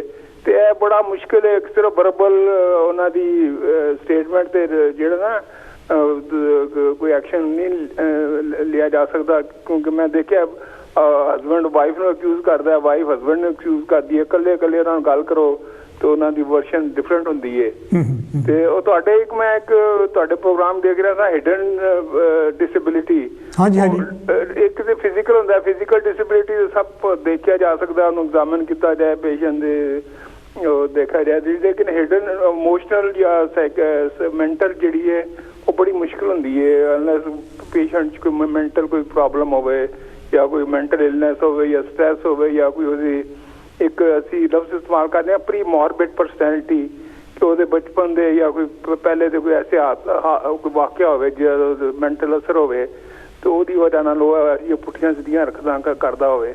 ਠੀਕ ਹੈ ਜੀ। ਤੇ ਇਹ ਤੇ ਬੜਾ ਸਰ ਮੈਂ ਆਮ ਨਾਟ ਟ੍ਰਾਇੰਗ ਵੀ ਤੁਸੀਂ ਬਿਲਕੁਲ ਸਹੀ ਫਰਮਾਇਆ ਜੋ ਵੀ ਤੁਸੀਂ ਪੜ੍ਹਿਆ। ਥੈਂਕ ਯੂ ਲੇਕਿਨ ਐਵੇਂ ਕਿ ਤੈਨੂੰ ਪ੍ਰੂਵ ਕਰਨਾ ਬੜਾ ਮੁਸ਼ਕਿਲ ਹੁੰਦਾ ਹੈ unless you C sinus of violence, ਕੋਈ ਜਿਸਮ ਤੇ ਕੋਈ ਜ਼ਖਮ ਦੇ ਨਿਸ਼ਾਨ ਹੋਣ ਜਾਂ ਕੋਈ ਵਾਇਲੈਂਸ ਦਾ ਕੋਈ ਨਿਸ਼ਾਨ ਮਿਲੇ। ਸਿਰਫ ਵਰਬਲ ਸਟੇਟਮੈਂਟ ਤੇ ਇਨਸਾਰ ਕਰਨਾ ਬੜਾ ਮੁਸ਼ਕਿਲ। ਠੀਕ ਹੈ, ਓਕੇ ਮੁਹੰਮਦ ਜੀ, ਬਹੁਤ ਮਿਹਰਬਾਨੀ। ਇਹ ਤਾਂ ਸੀ ਜੀ ਮੁਹੰਮਦ ਜੀ ਜਿਨ੍ਹਾਂ ਨੇ ਆਪਣੇ ਵਿਚਾਰ ਸਾਡੇ ਨਾਲ ਸਾਂਝੇ ਕੀਤੇ ਆ। ਤੁਸੀਂ ਵੀ ਜਿਹੜੇ ਹੈਗੇ ਆ ਮੇਰੇ ਨਾਲ ਆਪਣੇ ਵਿਚਾਰ ਸਾਂਝੇ ਕਰ ਸਕਦੇ ਆ। ਜਿਸ ਤਰ੍ਹਾਂ ਮੈਂ ਦੱਸਿਆ ਸੀ, ਨੰਬਰ ਜਿਹੜਾ ਸਕਰੀਨ 'ਤੇ ਉਹ ਆ ਰਿਹਾ ਹੈਗਾ 0300 770 2246। ਮੈਂ ਸਮਝਦਾ ਵੀ ਜਿਹੜੇ ਮੈਂ ਇਹਦੇ ਵਿੱਚ ਕੁਛ ਨੁਕਤੇ ਉਠਾਏ ਹੈ। ਹੈਲੋ ਜੀ, ਕੌਣ ਤੇ ਜੀ, ਕਿੱਥੋਂ ਬੋਲਦੇ? ਵੈਲਕਮ ਹੈ ਜੀ। ਹਾਂਜੀ ਹਰੀਸ਼ ਜੀ, ਮੈਂ ਬਲਵੀਰ ਸਰਾਹਾ ਹਾਂਜੀ ਤੋਂ ਬੋਲਦਾ। ਹਾਂਜੀ, ਕੀ ਕਹਿਣਾ ਚਾਹੋਗੇ ਬਲਵੀਰ ਜੀ? ਅੱਛਾ, ਮੈਂ ਤੁਹਾਡਾ ਸਾਰਾ ਪ੍ਰੋਗਰਾਮ ਸੁਣਿਆ ਹੈਗਾ। ਹਾਂਜੀ, ਪਤਾ ਡੋਮੈਸਟਿਕ ਜਿਹੜੀ ਹੈਗੀ ਹੈ ਨਾ, ਮਤਲਬ ਵੀ ਜਿਹੜੀ ਅੱਜ ਕੱਲ ਹੋ ਰਿਹਾ ਹੈਗਾ ਵਾਇਲੈਂਸ ਹੈਗੀ ਆ, ਹਾਂਜੀ, ਉਹ ਕੱਲੀ ਮਤਲਬ ਲੇਡੀਜ਼ ਤੇ ਨਹੀਂ ਹੋ ਰਹੀ, ਬੰਦਿਆਂ ਦੇ ਉੱਤੇ ਬਹੁਤ ਜ਼ਿਆਦਾ ਹੋ ਰਹੀ ਆ। ਹਾਂਜੀ ਹਾਂਜੀ, ਬਿਲਕੁਲ। ਪਰ ਉਹ ਖੁੱਲ ਕੇ ਸਾਹਮਣੇ ਨਹੀਂ ਆ ਰਹੇ। ਹੁਣ ਕਿਹੜਾ ਬੰਦਾ ਜਾ ਕੇ ਬਾਹਰ ਕਹੇ ਵੀ ਮੇਰੇ ਅੱਜ ਮੈਂ ਟੀਵੀ ਤੋਂ ਕੁੱਟ ਖਾ ਗਿਆ ਆ? ਹਾਂਜੀ ਹਾਂਜੀ ਹਾਂਜੀ, ਬਿਲਕੁਲ। ਤੇ ਮਤਲਬ ਮੈਂ ਹੁਣ ਇੱਥੇ ਬਹੁਤ ਸਾਰੇ ਬੰਦਿਆਂ ਨੂੰ ਜਾਣਦਾ, ਤੇ ਆ 15 ਮਿੰਟ ਪਹਿਲਾਂ ਹੀ ਇੱਕ ਮੈਨੂੰ ਬੰਦੇ ਦਾ ਫੋਨ ਆ ਕੇ ਹਟਿਆ। ਅੱਛਾ ਜੀ। ਉਹ ਘਰ ਤੋਂ ਇੰਨਾ ਦੁਖੀ ਹੈ ਜਿਹਦਾ ਕੋਈ ਅੰਤ ਨਹੀਂ। ਤੇ ਮਤਲਬ ਨਾ ਜਿਹੜੀ ਤਾੜੀ ਹੁੰਦੀ ਦੋ ਹੱਥਾਂ ਨਾਲ ਵੱਜਦੀ ਆ। ਹਾਂਜੀ ਹਾਂਜੀ ਹਾਂਜੀ ਹਾਂਜੀ। ਤੇ ਆਪਾਂ ਲੇਡੀਜ਼ ਵਾਲੇ ਤਾਂ ਬਹੁਤ ਮਤਲਬ ਇੱਥੇ ਗੌਰਮੈਂਟ ਵੀ ਸੁਣਦੀ ਉਹਨਾਂ ਬਾਰੇ। ਹਾਂਜੀ ਹਾਂਜੀ। ਤੇ ਪਰ ਜਿਹੜੇ ਆਦਮੀ ਹੈਗੇ ਨੇ ਉਹ ਡੋਮੈਸਟਿਕ ਵਾਇਲੈਂਸ ਸ਼ਿਕਾਰ ਹੈਗੇ ਨੇ, ਪਰ ਉਹ ਦੱਸਦੇ ਨਹੀਂ ਬਾਹਰ ਆ ਕੇ। ਬਿਲਕੁਲ ਬਿਲਕੁਲ, ਡਰਦੇ ਹੈ ਵੀ ਹਾਂ ਵੀ ਤੂੰ ਆਦਮੀ ਹੋ ਕੇ ਤੂੰ ਕੁੱਟ ਖਾ ਰਿਹਾ ਜੀ ਫਲਾਨੀ ਉਹ ਵਿਚਾਰਾ। ਬਿਲਕੁਲ ਬਿਲਕੁਲ। ਹੁਣ ਇੱਥੇ ਜਿਹੜੀਆਂ ਮੈਂ ਲੇਡੀਜ਼ ਇੰਡੀਆ ਤੋਂ ਵਿਆਹ ਕਰਾ ਕੇ ਇੱਥੇ ਕੁੜੀਆਂ ਆਉਂਦੀਆਂ ਨੇ, ਹਾਂਜੀ ਹਾਂਜੀ, ਉਹਨਾਂ ਦੀ ਐਟੀਸੈਟ ਪਹਿਲਾਂ ਕੀਤੀ ਹੁੰਦੀ ਆ। ਇੱਥੇ ਮੈਂ ਇਦਾਂ ਦੇ ਕੇਸਿਸ ਦੇਖੇ ਹੈਗੇ ਨੇ ਜਿਨ੍ਹਾਂ ਨੇ ਇੱਥੇ ਆਉਣ ਤੋਂ 2-4 ਮਹੀਨੇ ਬਾਅਦ ਹੀ ਮਤਲਬ ਆਵੇ ਸਹੁਰਿਆਂ ਦੇ ਇਦਾਂ ਦੇ ਇਲਜ਼ਾਮ ਲਾਏ ਨੇ, ਘਟੀਆ ਇਲਜ਼ਾਮ ਲਾਏ ਨੇ। ਬਿਲਕੁਲ ਬਿਲਕੁਲ ਬਿਲਕੁਲ ਬਿਲਕੁਲ। ਇਹ ਜਿਨ੍ਹਾਂ ਨੂੰ ਸੁਣ ਕੇ ਨਾ ਰੌਂਗ ਤੇ ਖੜੇ ਹੋ ਜਾਂਦੇ ਆ। ਤੇ ਉਹਨਾਂ ਨੇ ਇੱਥੋਂ ਤੱਕ ਵੀ ਆਪਦੇ ਸਹੁਰਿਆਂ ਤੇ ਵੀ ਇਹ ਇਲਜ਼ਾਮ ਲਾਏ ਨੇ ਰੇਪ ਕੇਸ ਦੇ। ਬਿਲਕੁਲ ਬਿਲਕੁਲ। ਔਰ ਹਾਲਾਂਕਿ ਜਿਹੜੇ ਕੇਸ ਸੀ ਨਾ ਲਾਏ ਸੀ, ਉਹ ਸਾਰੇ ਬਿਲਕੁਲ ਬਰੀ ਹੋਇਆ ਕੋਰਟ ਦੇ ਵਿੱਚੋਂ। ਪਰ ਮੈਨੂੰ ਸਮਝ ਲੱਗਦੀ ਵੀ ਮਤਲਬ ਜਿਹੜੀਆਂ ਲੇਡੀਜ਼ ਹੈਗੀਆਂ ਨੇ, ਹਾਂਜੀ ਹਾਂਜੀ, ਉਹਨਾਂ ਨੂੰ ਵੀ ਮਤਲਬ ਚਾਹੀਦਾ ਹੈਗਾ ਵੀ ਮਤਲਬ ਅਸੀਂ ਕੀ ਕਰ ਰਹੀਆਂ ਹੈਗੀਆਂ ਨੇ, ਸਾਨੂੰ ਕੀ ਸਾਡਾ ਰੁਤਬਾ ਹੈਗਾ ਇੱਥੇ। ਮਤਲਬ ਜਿੰਨੇ ਵੀ ਹੁਣ ਕਾਨੂੰਨ ਹੈਗੇ ਨੇ ਲੇਡੀਜ਼ ਦੇ ਹੱਕ ਵਿੱਚ ਹੈਗੇ ਆ। ਬੰਦੇ ਨੂੰ ਤਾਂ ਘਰੋਂ ਕੱਢ ਦੇਣਗੇ, ਬੰਦਾ ਲੇਡੀਜ਼ ਨੇ ਤਾਂ ਕਹਿ ਦੇਣਾ ਮੈਨੂੰ ਮਤਲਬ ਕੁੱਟਿਆ ਮਾਰਿਆ ਜੇ ਬੋਲ ਟਰੰਪਟਰ ਹਨਾ। ਹਾਂਜੀ ਹਾਂਜੀ ਹਾਂਜੀ, ਬੰਦੇ ਨੂੰ ਘਰੋਂ ਕੱਢ ਦੇਣਗੇ। ਪਰ ਹੁਣ ਜੇ ਬੰਦਾ ਇਹ ਰੋਵੇ ਪਿੱਟੇ ਵੀ ਮੈਨੂੰ ਮੇਰੀ ਟੀਵੀ ਨੇ ਘਰੋਂ ਮਤਲਬ ਇਹਨੇ ਕੁੱਟਿਆ ਵੱਢਿਆ, ਹਾਂਜੀ ਹਾਂਜੀ ਹਾਂਜੀ, ਮਤਲਬ ਕਿੱਦਾਂ ਘਰੋਂ ਕੱਢਣਗੇ ਉਹਨੂੰ? ਉਹ ਬੰਦਾ ਕਿਹੜੇ ਖੁਦ ਜਾਵੇ? ਹਾਂਜੀ, ਇਹ ਠੀਕ ਗੱਲ ਹੈ। ਹਾਂਜੀ, ਤੇ ਪ੍ਰੋਬਲਮ ਤਾਂ ਇਹ ਹੈਗੀ ਹੈ ਨਾ, ਮਤਲਬ ਆਪਾਂ ਇੱਕ ਪਾਸਾ ਨਹੀਂ ਦੇਖ ਸਕਦੇ ਹੈਗੇ। ਬਿਲਕੁਲ ਬਿਲਕੁਲ ਬਿਲਕੁਲ। ਇਹ ਬਲਵੀਰ ਜੀ ਅੱਜ ਜਿਹੜਾ ਹੈਗਾ ਔਰਤਾਂ ਬਾਰੇ ਗੱਲ ਕੀਤੀ, ਪਰ ਇਹਦੇ ਤੇ ਮਰਦਾਂ ਦੇ ਜੋ ਯਾਨੀ ਕਿ ਤਸ਼ੱਦਦ ਹੁੰਦਾ ਉਹਦੇ ਤੇ ਵੀ ਮੈਂ ਇੱਕ ਲੇਖ ਲਿਖਿਆ ਸੀਗਾ, ਉਹਦੇ ਬਾਰੇ ਵੀ ਡਿਸਕਸ਼ਨ ਆਪਾਂ ਪਿੱਛੇ ਕਰ ਚੁੱਕੇ ਹਾਂ। ਚਾਹੀਦਾ ਹੈਗਾ, ਬਿਲਕੁਲ ਚਾਹੀਦਾ ਹੈਗਾ। ਬਹੁਤ ਮਿਹਰਬਾਨੀ ਬਲਵੀਰ ਜੀ, ਬਹੁਤ ਥੈਂਕ ਯੂ ਵੈਰੀ ਮਚ, ਬਹੁਤ ਮਿਹਰਬਾਨੀ। ਇਹ ਤਾਂ ਸੀ ਜੀ ਬਲਵੀਰ ਫਰਵਾਹਾ ਜੀ ਗਲਾਸਗੋ ਤੋਂ। ਤੇ ਤੁਸੀਂ ਵੀ ਜਿਹੜਾ ਹੈਗਾ ਟੈਲੀਫੋਨ ਕਾਲਸ ਕਰਕੇ ਜਿਹੜਾ ਉਹ ਸਾਨੂੰ ਆਪਣੇ ਵਿਚਾਰ ਜਾਣੀ ਕਿ ਦੱਸ ਸਕਦੇ ਆ, ਕਿਉਂਕਿ ਮਸਲਾ ਜਿਹੜਾ ਹੈਗਾ ਇਹ ਕਾਫੀ ਕੰਟਰੋਵਰਸ਼ੀਅਲ ਆ। ਤੇ ਮੈਂ ਸਮਝਦਾ ਵੀ ਜਿਹੜਾ ਔਰਤਾਂ ਦੇ ਯਾਨੀ ਕਿ ਜੇ ਸਾਨੂੰ ਵਿਚਾਰ ਆਉਣ ਤਾਂ ਉਹ ਜ਼ਿਆਦਾ ਚੰਗਾ ਹੈਗਾ, ਕਿਉਂਕਿ ਵੈਸੇ ਇਹ ਗੱਲ ਤਾਂ ਪੱਕੀ ਹੈ। ਹੈਲੋ ਜੀ, ਕੌਣ ਤੇ ਜੀ, ਕਿੱਥੋਂ ਬੋਲਦੇ? ਵੈਲਕਮ ਹੈ ਜੀ। ਮੈਂ ਧਰਮਚੰਦ ਬੋਲਦਾ ਜੀ, ਤੁਹਾਡੇ ਗੁਆਂਢ ਤੋਂ। ਅੱਛਾ ਧਰਮਚੰਦ ਜੀ, ਕੀ ਕਹਿਣਾ ਚਾਹੋਗੇ? ਅੱਜ ਮੈਂ ਸਬਬ ਦੇ ਨਾਲ ਮੈਂ ਅੱਜ ਆਖਰੀ ਘਰ ਆ ਗਿਆ ਤਾਂ ਮੈਂ ਦੇਖਿਆ ਕਿ ਮੇਰਾ ਵਜ਼ੀਰ ਤੇ ਵੈਸੇ ਜਿਹੜਾ ਮਸਲਾ ਹੈ ਬਹੁਤ ਸੰਗੀਨ ਆ ਔਰ ਬਹੁਤ ਹੀ ਇੰਪੋਰਟੈਂਟ ਆ। ਬਿਲਕੁਲ ਸਹੀ ਵਿਸ਼ਾ ਜਿਹੜਾ ਤੁਸੀਂ ਟੱਚ ਕੀਤਾ। Thank you. ਇਹਦਾ ਜਿਹੜਾ ਡਿਸਕਸ਼ਨ ਵਾਲੀ ਗੱਲ ਇਹਨੂੰ ਬਾਅਦ ਚ ਇਹ ਹੋਣੀ ਮੇਰੇ ਹਿਸਾਬ ਨਾਲ ਕਿ ਜਿਹੜੀ ਸਾਡੀ ਸੋਚਣ ਦਾ ਤਰੀਕਾ ਆ ਉਹਦੇ ਵਿੱਚ ਬਹੁਤ ਵੱਡੀ ਤਬਦੀਲੀ ਕਰਨ ਦੀ ਲੋੜ ਆ। ਬਿਲਕੁਲ, ਹਾਂਜੀ ਹਾਂਜੀ। ਕਿਉਂਕਿ ਅਸੀਂ ਜਿੱਦਾਂ ਨਾ ਕਹਿੰਦੇ ਕਿ ਮੈਨ ਇਨਵੋਲਵ ਵਾਲੀ ਗੱਲ ਹੈਗੀ ਆ ਕਿ ਵੀ ਅਸੀਂ ਆਪਣਾ ਜਿੱਦਾਂ ਹੱਕ ਸਮਝ ਕੇ ਜੋ ਡਿਸੀਜਨ ਲੈਣਾ ਫੈਮਿਲੀ ਵਿੱਚ ਉਹ ਮੈਂ ਹੀ ਲੈਣਾ। ਕਿਉਂਕਿ ਮੈਂ 30-35 ਸਾਲ ਤਕਰੀਬਨ ਡਰਾਈਵਿੰਗ ਸਕੂਲ ਦਾ ਕੰਮ ਕੀਤਾ ਤਾਂ ਮੈਂ ਦੇਖਿਆ ਕਿ ਜਿਹੜੀਆਂ ਲੜਕੀਆਂ ਵੀ ਆਉਂਦੀਆਂ ਕਿਉਂਕਿ ਉਹ ਆਪ ਡਿਸਾਈਡ ਨਹੀਂ ਕਰ ਪਾਉਂਦੀਆਂ। ਬਿਲਕੁਲ ਬਿਲਕੁਲ। ਇੱਥੋਂ ਤੱਕ ਵੀ ਧਰਮਚੰਦ ਜੀ ਤੁਹਾਨੂੰ ਪਤਾ ਹੀ ਹੈ ਵੀ ਉਹ ਤਾਂ ਵਿਚਾਰੀ ਇਹ ਵੀ ਪੁੱਛਦੀ ਲੈ ਤੁਸੀਂ ਅੱਜ ਦਾਲ ਕਿਹੜੀ ਖਾਣੀ ਤੇ ਸਬਜ਼ੀ ਕਿਹੜੀ ਖਾਣੀ ਆ। ਜਿਹੜਾ ਨਾ ਅਸੀਂ ਜਿਹੜਾ ਸਟਰਕਚਰ ਬਣਾਤਾ ਅਸੀਂ ਤੇ ਅੱਜ ਵੀ ਹੁੰਦਾ ਕਿ ਅਗਰ ਤੁਸੀਂ ਪਹਿਲਾਂ ਵੀ ਆਪਾਂ ਗੱਲ ਕੀਤੀ ਆ ਪ੍ਰੋਗਰਾਮ 'ਚ ਵੀ ਜੇ ਅਗਰ ਅਸੀਂ ਸਬਜ਼ੀ ਵੀ ਲੈ ਕੇ ਆਏ ਤਾਂ ਘਰ ਵਾਲੇ ਪੁੱਛਦੇ ਆ ਵੀ ਬਣਾਉਣੀ ਆ। ਹਾਲਾਂਕਿ ਜਿਹੜੀ ਦਾਲ ਸਬਜ਼ੀ ਉਹ ਘਰ ਕੋਈ ਵੀ ਚੀਜ਼ ਲੈ ਕੇ ਉਹਨਾਂ ਘਰ ਦੇ ਇਸਤੇਮਾਲ ਵਾਸਤੇ ਮੇਰੀ ਕਿਉਂਕਿ ਉਹਨਾਂ ਨੂੰ इदां दी फीलिंग देती है कि भी जे मैं डिसाइड कर लिया और रिजेक्ट हो जाती। बिल्कुल बिल्कुल। मैं समझदा कि जो सलूशन आ लीगल नालों समाजिक ज्यादा है, मैं समझदा। बिल्कुल। जो आप लीगल तौर पर सोचते हैं तो बहुत सारे एविडेंस प्रूव नहीं करते कुछ भी। ਜਿਹੜੀਆਂ ਔਰਤਾਂ ਆ ਉਹ ਓਪਨਲੀ ਪੁਲਿਸ ਨੂੰ ਦੱਸਦੀਆਂ ਨਹੀਂ ਤੇ ਜਿਹੜੇ ਹੈਗੇ ਆ ਜਿੰਨਾ ਚਿਰ ਐਵੀਡੈਂਸ ਨਹੀਂ ਤਾਂ ਲੋਕ ਤੁਹਾਨੂੰ ਪ੍ਰੋਟੈਕਟ ਨਹੀਂ ਕਰ ਸਕਦਾ। ਤੇ ਅਸੀਂ ਸਮਾਜ ਉਹਨਾਂ ਦੀ ਗੱਲ ਸੁਣਦਾ ਨਹੀਂ, ਸਾਨੂੰ ਸਮਾਜਿਕ ਤੌਰ ਤੇ ਜਿਹੜੀ ਆਪਣੀ ਸੋਚਣ ਦਾ ਤਰੀਕਾ ਆ ਉਹਦੇ ਵਿੱਚ ਬਹੁਤ ਬੜੀ ਤਬਦੀਲੀ ਕਰਨ ਦੀ ਲੋੜ ਆ। ਬਿਲਕੁਲ। ਔਰ ਸਭ ਤੋਂ ਜ਼ਿਆਦਾ ਇੰਪੋਰਟੈਂਟ ਇਹ ਹੈ ਕਿ ਜਿੱਦਾਂ ਤੁਸੀਂ ਕਿਤਾਬ ਵਿੱਚ ਲਿਖਿਆ ਪੜ੍ਹਿਆ ਇੱਦਾਂ ਹੀ ਇਹ ਵੀ ਲਿਖਿਆ ਹੋਣਾ ਚਾਹੀਦਾ ਕਿਤਾਬਾਂ ਦੇ ਵਿੱਚ ਵੀ ਔਰਤ ਤੇ ਹੱਥ ਚੱਕਣਾ ਜਾਂ ਉਹਨੂੰ ਓਵਰ ਰੂਲ ਕਰਨਾ ਇੱਕ ਕ੍ਰਾਈਮ ਆ। ਬਿਲਕੁਲ ਬਿਲਕੁਲ। ਇਹਦੇ ਲਈ ਇੱਕ ਬਹੁਤ ਵੱਡਾ ਪ੍ਰੋਟੈਸਟ ਕਰਨ ਦੀ ਲੋੜ ਆ, ਬਹੁਤ ਵੱਡੀ ਆ ਕਿ ਕੰਮ ਕਰਨ ਦੀ ਲੋੜ ਆ ਕਿ ਜਿਹੜਾ ਹਰ ਇੱਕ ਜਗ੍ਹਾ ਪੜ੍ਹਾਇਆ ਜਾਵੇ ਤੇ ਔਰਤ ਸਰਜ ਕਰਨਾ ਇੱਕ ਕ੍ਰਾਈਮ ਆ। ਤੇ ਦੂਸਰੀ ਗੱਲ ਹੈ ਕਿ ਉਸ ਕ੍ਰਾਈਮ ਦੀ ਸਜ਼ਾ ਫਿਕਸ ਕੀਤੀ ਜਾਵੇ। ਹਾਂਜੀ ਹਾਂਜੀ। ਇਹ ਆਪਾਂ ਸਾਰਿਆਂ ਨੂੰ ਰਲ ਕੇ, ਤੁਸੀਂ ਬਹੁਤ ਵਧੀਆ ਕੰਮ ਕਰ ਰਹੇ ਆ ਤੇ ਆਪਾਂ ਨੂੰ ਸਾਰਿਆਂ ਨੂੰ ਰਲ ਕੇ ਇੱਥੇ ਬਹੁਤ ਸਟਰੋਂਗ ਪਹਿਰਾ ਦੇਣ ਦੀ ਲੋੜ ਆ ਤਾਂ ਜਾ ਕੇ ਸਮਾਜ ਵਿੱਚ ਤਬਦੀਲੀ ਆਊਗੀ। ਥੈਂਕ ਯੂ ਜੀ ਧਰਮਚੰਦ ਜੀ, ਬਹੁਤ ਵਧੀਆ ਲੱਗਾ ਤੁਹਾਡੇ ਨਾਲ ਗੱਲ ਕਰਕੇ। ਬਹੁਤ ਮਿਹਰਬਾਨੀ। ਇਹ ਤਾਂ ਸੀ ਜੀ ਮੇਰੇ ਕਲੀਗ ਧਰਮਚੰਦ ਮਹੇ ਹੋਣੀ, ਜਿਹੜੇ ਅਸੀਂ ਦੋਨੇ ਇਕੱਠੇ ਪ੍ਰੋਗਰਾਮ ਫਰਾਈਡੇ ਨੂੰ ਕਰਦੇ ਹੈਗੇ ਆ। ਤੁਸੀਂ ਵੀ ਜਿਹੜਾ ਹੈਗਾ ਆਪਣੇ ਵਿਚਾਰ ਸਾਡੇ ਨਾਲ ਸਾਂਝੇ ਕਰ ਸਕਦੇ ਹੋ ਕਿਉਂਕਿ ਮਸਲਾ ਇਹ ਕਾਫੀ ਗੰਭੀਰ ਹੈ, ਇੰਨਾ ਕਾਫੀ ਗੰਭੀਰ ਅਤੇ ਕਾਫੀ ਪੇਚੀਦਾ ਜਾਣੀ ਕਿ ਮਸਲਾ ਹੈ ਕਿਉਂਕਿ ਜਿਹੜੇ ਇਹਦੇ ਵਿੱਚ ਮੈਂ ਮਹਿਸੂਸ ਕਰਦਾ ਲਿਆ ਵੀ ਸਾਨੂੰ ਇਹ ਵੀ ਜਿਹੜੀ ਗੱਲ ਨੂੰ ਜਿਹੜਾ ਕਿਸੇ ਪਾਸੇ ਬੜੀ ਗੰਭੀਰਤਾ। ਹੈਲੋ ਜੀ, ਕੌਣ ਤੇ ਜੀ, ਕਿੱਥੇ ਬੋਲਦੇ ਵੈਲਕਮ ਹੈ ਜੀ। ਹਾਂਜੀ, ਮੈਂ ਕੈਨੇਡਾ ਤੋਂ ਸ਼ਾਂਤੀ ਬੋਲਦੀ ਹਾਂ ਜੀ। ਹਾਂਜੀ ਸ਼ਾਂਤੀ ਜੀ, ਕੀ ਕਹਿਣਾ ਚਾਹੋਗੇ ਇਸ ਮਸਲੇ 'ਤੇ? ਇਸ ਮੁੱਦੇ ਤੇ ਬਹੁਤ ਕੁਛ ਕਹਿਣ ਵਾਲਾ ਆ। ਇੰਡੀਆ ਦੇ ਵਿੱਚ ਤਾਂ ਮੈਂ ਬਹੁਤ ਕੁਛ ਦੇਖਿਆ, ਜਿਹੜਾ ਡੋਮੈਸਟਿਕ ਵਾਇਲੈਂਸ, ਜਿਹੜਾ ਕੱਲਾ ਡੋਮੈਸਟਿਕ ਵਾਇਲੈਂਸ ਕੱਲੀਆਂ ਔਰਤਾਂ ਤੇ ਨਹੀਂ, ਅੱਜ ਕੱਲ੍ਹ ਤਾਂ ਇਹ ਬਹੁਤ ਰੂਪ ਧਾਰ ਲਿਆ। ਅੱਜ ਕੱਲ੍ਹ ਤਾਂ ਮਾਵਾਂ ਨੂੰ ਵੀ ਕੁੱਟਦੇ ਆ, ਉੱਥੇ ਘਰ ਦੇ ਵਿੱਚ ਮਾਵਾਂ ਨੂੰ ਵੀ ਕੁੱਟ ਪੈਂਦੀ ਆ, ਬੱਚਿਆਂ ਨੂੰ ਵੀ ਕੁੱਟ ਪੈਂਦੀ ਆ, ਆਪਣੀ ਵਾਈਫ ਨੂੰ ਵੀ ਕੁੱਟ ਪੈਂਦੀ ਆ। ਪਹਿਲਾਂ ਤੋਂ ਮੈਂ ਦੇਖਦੀ ਹੁੰਦੀ ਸੀ ਵੀ ਇੰਨਾ ਲੋਕ ਕੁੱਟਦੇ ਆ, ਜਿਹੜੀਆਂ ਕੁੜੀਆਂ ਦਾਜ ਦੂਜ ਨਹੀਂ ਸੀ ਲਿਆਈਆਂ ਜਾਂ ਕੋਈ ਹੋਰ ਮਾੜੀ ਜਿਹੀ ਗੱਲ ਹੋਣੀ, ਉਹ 'ਚ ਇਕੱਲਾ ਹਸਬੈਂਡ ਹੀ ਨਹੀਂ ਸੀ ਹੁੰਦਾ, ਉਹਦੇ ਵਿੱਚ ਉਹਦੀਆਂ ਨਨਾਨਾ ਵੀ, ਸੱਸ ਵੀ, ਸਾਰਿਆਂ ਨੇ ਉਹਨੂੰ ਵਿਚਾਰੀ ਨੂੰ ਤੰਗ ਕਰਨਾ। ਇੱਥੇ ਬਹੁਤ ਜਿੱਦਾਂ ਹੁਣ ਅਸੀਂ ਬਾਹਰਲੇ ਮੁਲਕਾਂ 'ਚ ਆਏ ਹੋਏ ਆ, ਇੱਥੇ ਦੇ ਲਾ ਕਾਨੂੰਨ ਕਰਕੇ ਹੀ ਇੱਥੇ ਦੇ ਬੰਦੇ ਜਿਹੜੇ ਉਹ ਹੱਥ ਨਹੀਂ ਚੱਕਦੇ। ਅਦਰਵਾਈਜ਼ ਇੱਥੇ ਵੀ ਹੈਗਾ ਥੋੜਾ ਮੋਟਾ, ਪਰ ਜੇ ਕਿਤੇ ਮੈਂ ਇੱਥੇ ਦੇਖਦੀ ਆ, ਇੱਥੇ ਹੁਣ ਔਰਤਾਂ ਨੂੰ ਬਹੁਤ ਹੱਕ ਮਿਲੇ ਹੋਏ ਆ। ਜਿੰਨੇ ਵੀ ਹੱਕ ਆ, ਜਿੰਨੇ ਵੀ ਲਾਅ ਆ, ਸਾਰੇ ਲੇਡੀਜ਼ ਦੇ ਫੇਵਰ ਦੇ ਵਿੱਚ ਆ। ਉਹਦੇ ਨਾਲ ਜਿਹੜੀਆਂ ਲੇਡੀਜ਼ ਉਹ ਜ਼ਿਆਦੀਆਂ ਥੋੜੀਆਂ ਜਿਹੀਆਂ ਨਾ ਬੰਦਿਆਂ ਨੂੰ ਚਾਰਜ ਕਰਾਉਣ ਲੱਗੀਆਂ। ਸਾਡੀ ਕਹਿਣ ਦੀ ਗੱਲ ਆ, ਬਸ ਜੇ ਤੂੰ ਮੈਨੂੰ ਹੱਥ ਵੀ ਲਾਇਆ, ਜੇ ਤੂੰ ਮੈਨੂੰ ਕੁਛ ਕਿਹਾ ਵੀ, ਕੋਈ ਗੱਲ, ਚਾਹੇ ਜਨਾਨੀ ਦਾ ਹੀ 100% ਕਸੂਰ ਆ, ਉਹ ਕਹਿੰਦੀ ਤੂੰ ਮੈਨੂੰ ਕੁਛ ਕਹਿ ਨਹੀਂ ਸਕਦਾ। ਜੇ ਮੈਨੂੰ ਕਿਹਾ ਤਾਂ 911 ਘੁਮਾਉਣੀ ਆ, ਉਸੇ ਵੇਲੇ ਪੁਲਿਸ ਆ ਜਾਂਦੀ ਆ, ਪੁਲਿਸ ਉਹਨੂੰ ਕਾਰ 'ਚ ਬਿਠਾ ਕੇ ਲੈ ਜਾਂਦੀ ਆ। ਇਸ ਕਰਕੇ ਡੋਮੈਸਟਿਕ ਜਿਹੜਾ ਵਾਇਲੈਂਸ ਆ ਨਾ, ਉਹ ਇੰਡੀਆ ਤਾਂ ਤੁਸੀਂ ਕਹਿਣ ਦੀ ਗੱਲ ਹੀ ਨਹੀਂ ਹੈਗੀ।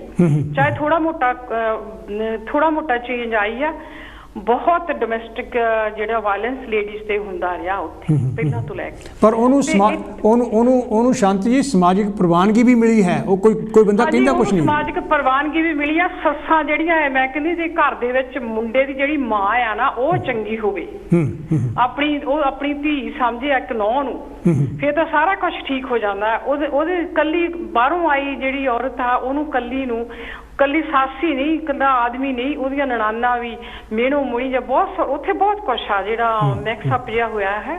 ਮੈਂ ਬਹੁਤ ਸਾਰੀਆਂ ਲੇਡੀਜ਼ ਨੂੰ ਇੱਥੇ ਕੈਨੇਡਾ ਦੇ ਵਿੱਚ ਜਾਣਦੀ ਹਾਂ, ਜਿਹੜੀਆਂ ਕਹਿੰਦੀਆਂ ਪਹਿਲਾਂ ਅਸੀਂ ਇੰਡੀਆ, ਸਾਡੇ ਸੱਸ ਸਹੁਰੇ ਨੇ ਸਾਨੂੰ ਬਹੁਤ ਤੰਗ ਕੀਤਾ ਸੀ, ਹੁਣ ਸਾਡੀਆਂ ਨੌਹਾਂ ਸਾਨੂੰ ਤੰਗ ਕਰਦੀਆਂ, ਕਹਿੰਦੀ ਸਾਨੂੰ ਡਬਲ ਮਾਰ ਪਾ ਰਹੀ ਆ। ਪਹਿਲਾਂ ਉਹਨਾਂ ਨੇ ਉੱਥੇ ਦੁੱਖ ਸਹਿ ਆ, ਹੁਣ ਉਹ ਨੌਹਾਂ ਨੂੰ ਨਾ ਤਾਂ ਬੋਲ ਸਕਦੀਆਂ, ਕਹਿੰਦੀਆਂ ਸਾਡੇ ਬੱਚਿਆਂ ਦੇ ਘਰ ਨਾ ਉੱਜੜ ਜਾਣ। ਸ਼ਾਂਤੀ ਜੀ, ਵੇਆਊਟ ਕੀ ਤੁਹਾਨੂੰ ਵੇਆਊਟ ਕੀ ਲੱਗਦਾ ਇਹਦਾ? ਵੇ ਆਊਟ ਕਿਵੇਂ ਵੀ ਇਹਦਾ ਤੁਸੀਂ ਕਿੱਦਾਂ, ਇਹਦਾ ਹੱਲ ਕੀ ਹੈ? ਫਿਰ ਇਹਦਾ ਹੱਲ ਜਿਹੜਾ ਅਸੀਂ ਪ੍ਰੋਬਲਮ ਆ ਉਹਦਾ ਅਸੀਂ ਆਪ ਹੀ ਜਿਹੜੀਆਂ ਉਹਦਾ ਹੱਲ ਕਰ ਸਕਦੇ ਆ। ਜਿਹੜੀਆਂ ਲੇਡੀਜ਼ ਆ ਇੱਥੇ ਦੀਆਂ ਲੇਡੀਜ਼ ਆ ਜਿਹੜੀਆਂ ਉਹ ਅੰਡਰਸਟੈਂਡਿੰਗ ਹੋਣੀਆਂ ਚਾਹੀਦੀਆਂ। ਜੇ ਤੁਹਾਡੇ ਹਸਬੈਂਡ ਨਾਲ ਇੰਨਾ ਤੁਹਾਡਾ ਪਿਆਰ ਆ ਤੁਸੀਂ ਫਿਰ ਅੰਡਰਸਟੈਂਡਿੰਗ ਵੀ ਕਰੋ। ਤੁਸੀਂ ਮਿਊਚੁਅਲ ਅੰਡਰਸਟੈਂਡਿੰਗ ਐਂਡ ਮਿਊਚੁਅਲ ਲਵ ਹੋਣਾ ਚਾਹੀਦਾ ਜਿਹਦੇ ਨਾਲ ਅਸੀਂ ਘਰ ਚਲਾ ਸਕਦੇ ਹਾਂ। ਇੱਦਾਂ ਨਹੀਂ ਵੀ ਆਦਮੀ ਨੇ ਕੁਛ ਕਹਿਤਾ ਤਾਂ ਕੱਪੜਾ ਲੀੜਾ ਇਕੱਠਾ ਕੀਤਾ ਤਾਂ ਕੱਲੋ ਆਪਣੀ ਮਾਂ ਦੇ ਘਰ ਨੂੰ ਚੱਲਦੇ ਆ। ਇੱਥੇ ਹੁਣ ਬਹੁਤ ਕੁਛ ਆ ਇੱਥੇ ਲੇਡੀਜ਼ ਨੂੰ ਅਧਿਕਾਰ ਬਹੁਤ ਮਿਲੇ ਹੋਏ ਕਿਉਂਕਿ ਮੈਂ ਆਪਣੀ ਸਾਰੀ life as a married life ਮੈਂ ਇੱਥੇ ਆ ਕੇ ਕੱਟੀ ਆ। ਮੈਂ ਜੇ ਕੁਛ ਹੁਣ ਦੇਖਦੀ ਆ ਨਾ ਉਹ ਅੱਜ ਕੱਲ ਲੇਡੀਜ਼ ਦਾ ਰਾਜ ਆ ਇੱਥੇ। ਥੈਂਕ ਯੂ ਉਹਨਾਂ ਤੇ ਵਾਇਲੈਂਸ ਹੁੰਦਾ ਕੈਨੇਡਾ ਦੇ ਵਿੱਚ।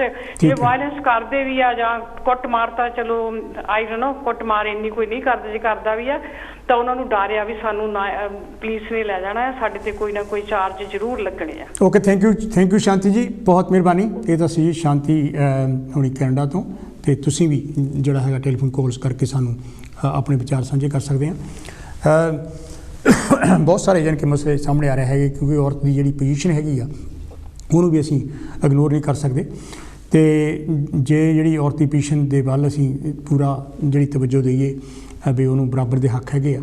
ਤੇ ਹੈਲੋ ਜੀ ਕੌਣ ਤੇ ਜੀ ਕਿੱਥੋਂ ਬੋਲਦੇ ਹੋ? ਵੈਲਕਮ ਹੈ ਜੀ। ਹੈਲੋ ਹਰੀਸ਼ ਜੀ, ਗੁੱਡ ਈਵਨਿੰਗ। ਹਾਂਜੀ ਗੁੱਡ ਈਵਨਿੰਗ। ਮੈਂ ਮਿਸਟਰ ਸ਼ਰਮਾ ਬੋਲ ਰਿਹਾ ਸਲਾਹ ਤੋਂ ਜੀ। ਹਾਂਜੀ ਸ਼ਰਮਾ ਸਾਹਿਬ ਕੀ ਕਹਿਣਾ ਚਾਹੋਗੇ? ਅੱਛਾ, ਡੋਮੈਸਟਿਕ ਵਾਇਲੈਂਸ ਜਿਹੜੀ ਹੈ ਸਭ ਤੋਂ ਪਹਿਲਾਂ ਮੇਰੇ ਖਿਆਲ ਵਿੱਚ ਜਿਹੜੇ ਏਸ਼ੀਅਨ ਕੰਟਰੀ ਹੈ, ਅਫਰੀਕਨ ਕੰਟਰੀ ਹੈ, ਉਹਨਾਂ ਦੇ ਵਿੱਚ ਸਭ ਤੋਂ ਜ਼ਿਆਦਾ ਹੈ। ਹਾਂਜੀ। ਉਹਦਾ ਰੀਜ਼ਨ ਇਹ ਹੈ ਕਿ ਉੱਥੇ ਲਾਅ ਐਂਡ ਆਰਡਰ ਦੀ ਜਿਹੜੀ ਵਿਵਸਥਾ ਉਹ ਬਹੁਤ ਘੱਟ ਹੈ।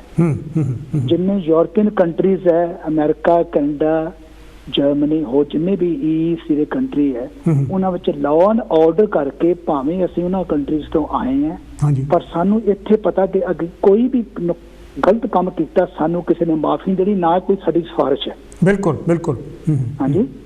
ਇਸ ਕਰਕੇ ਡੋਮੈਸਟਿਕ ਵਾਇਲੈਂਸ ਤੇ ਜਿਹੜੇ ਸਟੈਟਿਸਟਿਕ ਹੈ ਉਹ ਸਭ ਤੋਂ ਜ਼ਿਆਦਾ ਆਮ sorry to say India, Pakistan, Bangladesh ਔਰ ਅਫਰੀਕਨ ਕੰਟਰੀ ਔਰ ਸਾਊਥ ਅਮਰੀਕਾ ਦੇ ਵਿੱਚ ਬਹੁਤ ਜ਼ਿਆਦਾ ਹੈ। ਹਾਂਜੀ। ਜਿਹੜਾ ਤੁਸੀਂ ਕਹਿੰਦੇ ਵੇ ਆਊਟ, ਉਹਦਾ ਸਭ ਤੋਂ ਮੇਰਾ ਖਿਆਲ ਹੈ ਕਿ ਸਭ ਤੋਂ ਨੰਬਰ 1 ਰੀਜ਼ਨ ਹੈਗਾ ਅਲਕੋਹਲ ਦਾ। ਜਦੋਂ ਆਦਮੀ ਡਰਿੰਕ ਕਰਦਾ ਜਾਂ ਕੋਈ ਵੀ ਨਸ਼ਾ ਕਰਦਾ ਉਹਦਾ ਮਾਈਂਡ ਹਾਂਜੀ ਔਰ ਔਰਤ ਨੂੰ ਅੱਜ ਵੀ ਆਮ ਸੌਰੀ ਟੂ ਸੇ ਅੱਜ ਵੀ ਮੈਨਸ ਵਰਲਡ ਹੈ। ਠੀਕ ਹੈ। ਭਾਵੇਂ ਏਸ਼ੀਅਨ ਕੰਟਰੀਜ਼ ਹੈ, ਭਾਵੇਂ ਵੈਸਟਰਨ ਕੰਟਰੀਜ਼ ਹੈ, ਮੈਜੋਰਟੀ ਦੇਖੋ ਤੁਸੀਂ ਅੱਜ ਵੀ ਯੂਰਪ ਦੇ ਵਿੱਚ ਵੀ ਔਰਤ ਦੀ ਜਿਹੜੀ ਸੈਲਰੀ ਆ ਉਹ ਆਦਮੀ ਨਾਲੋਂ ਘੱਟ ਹੈ। ਬਿਲਕੁਲ।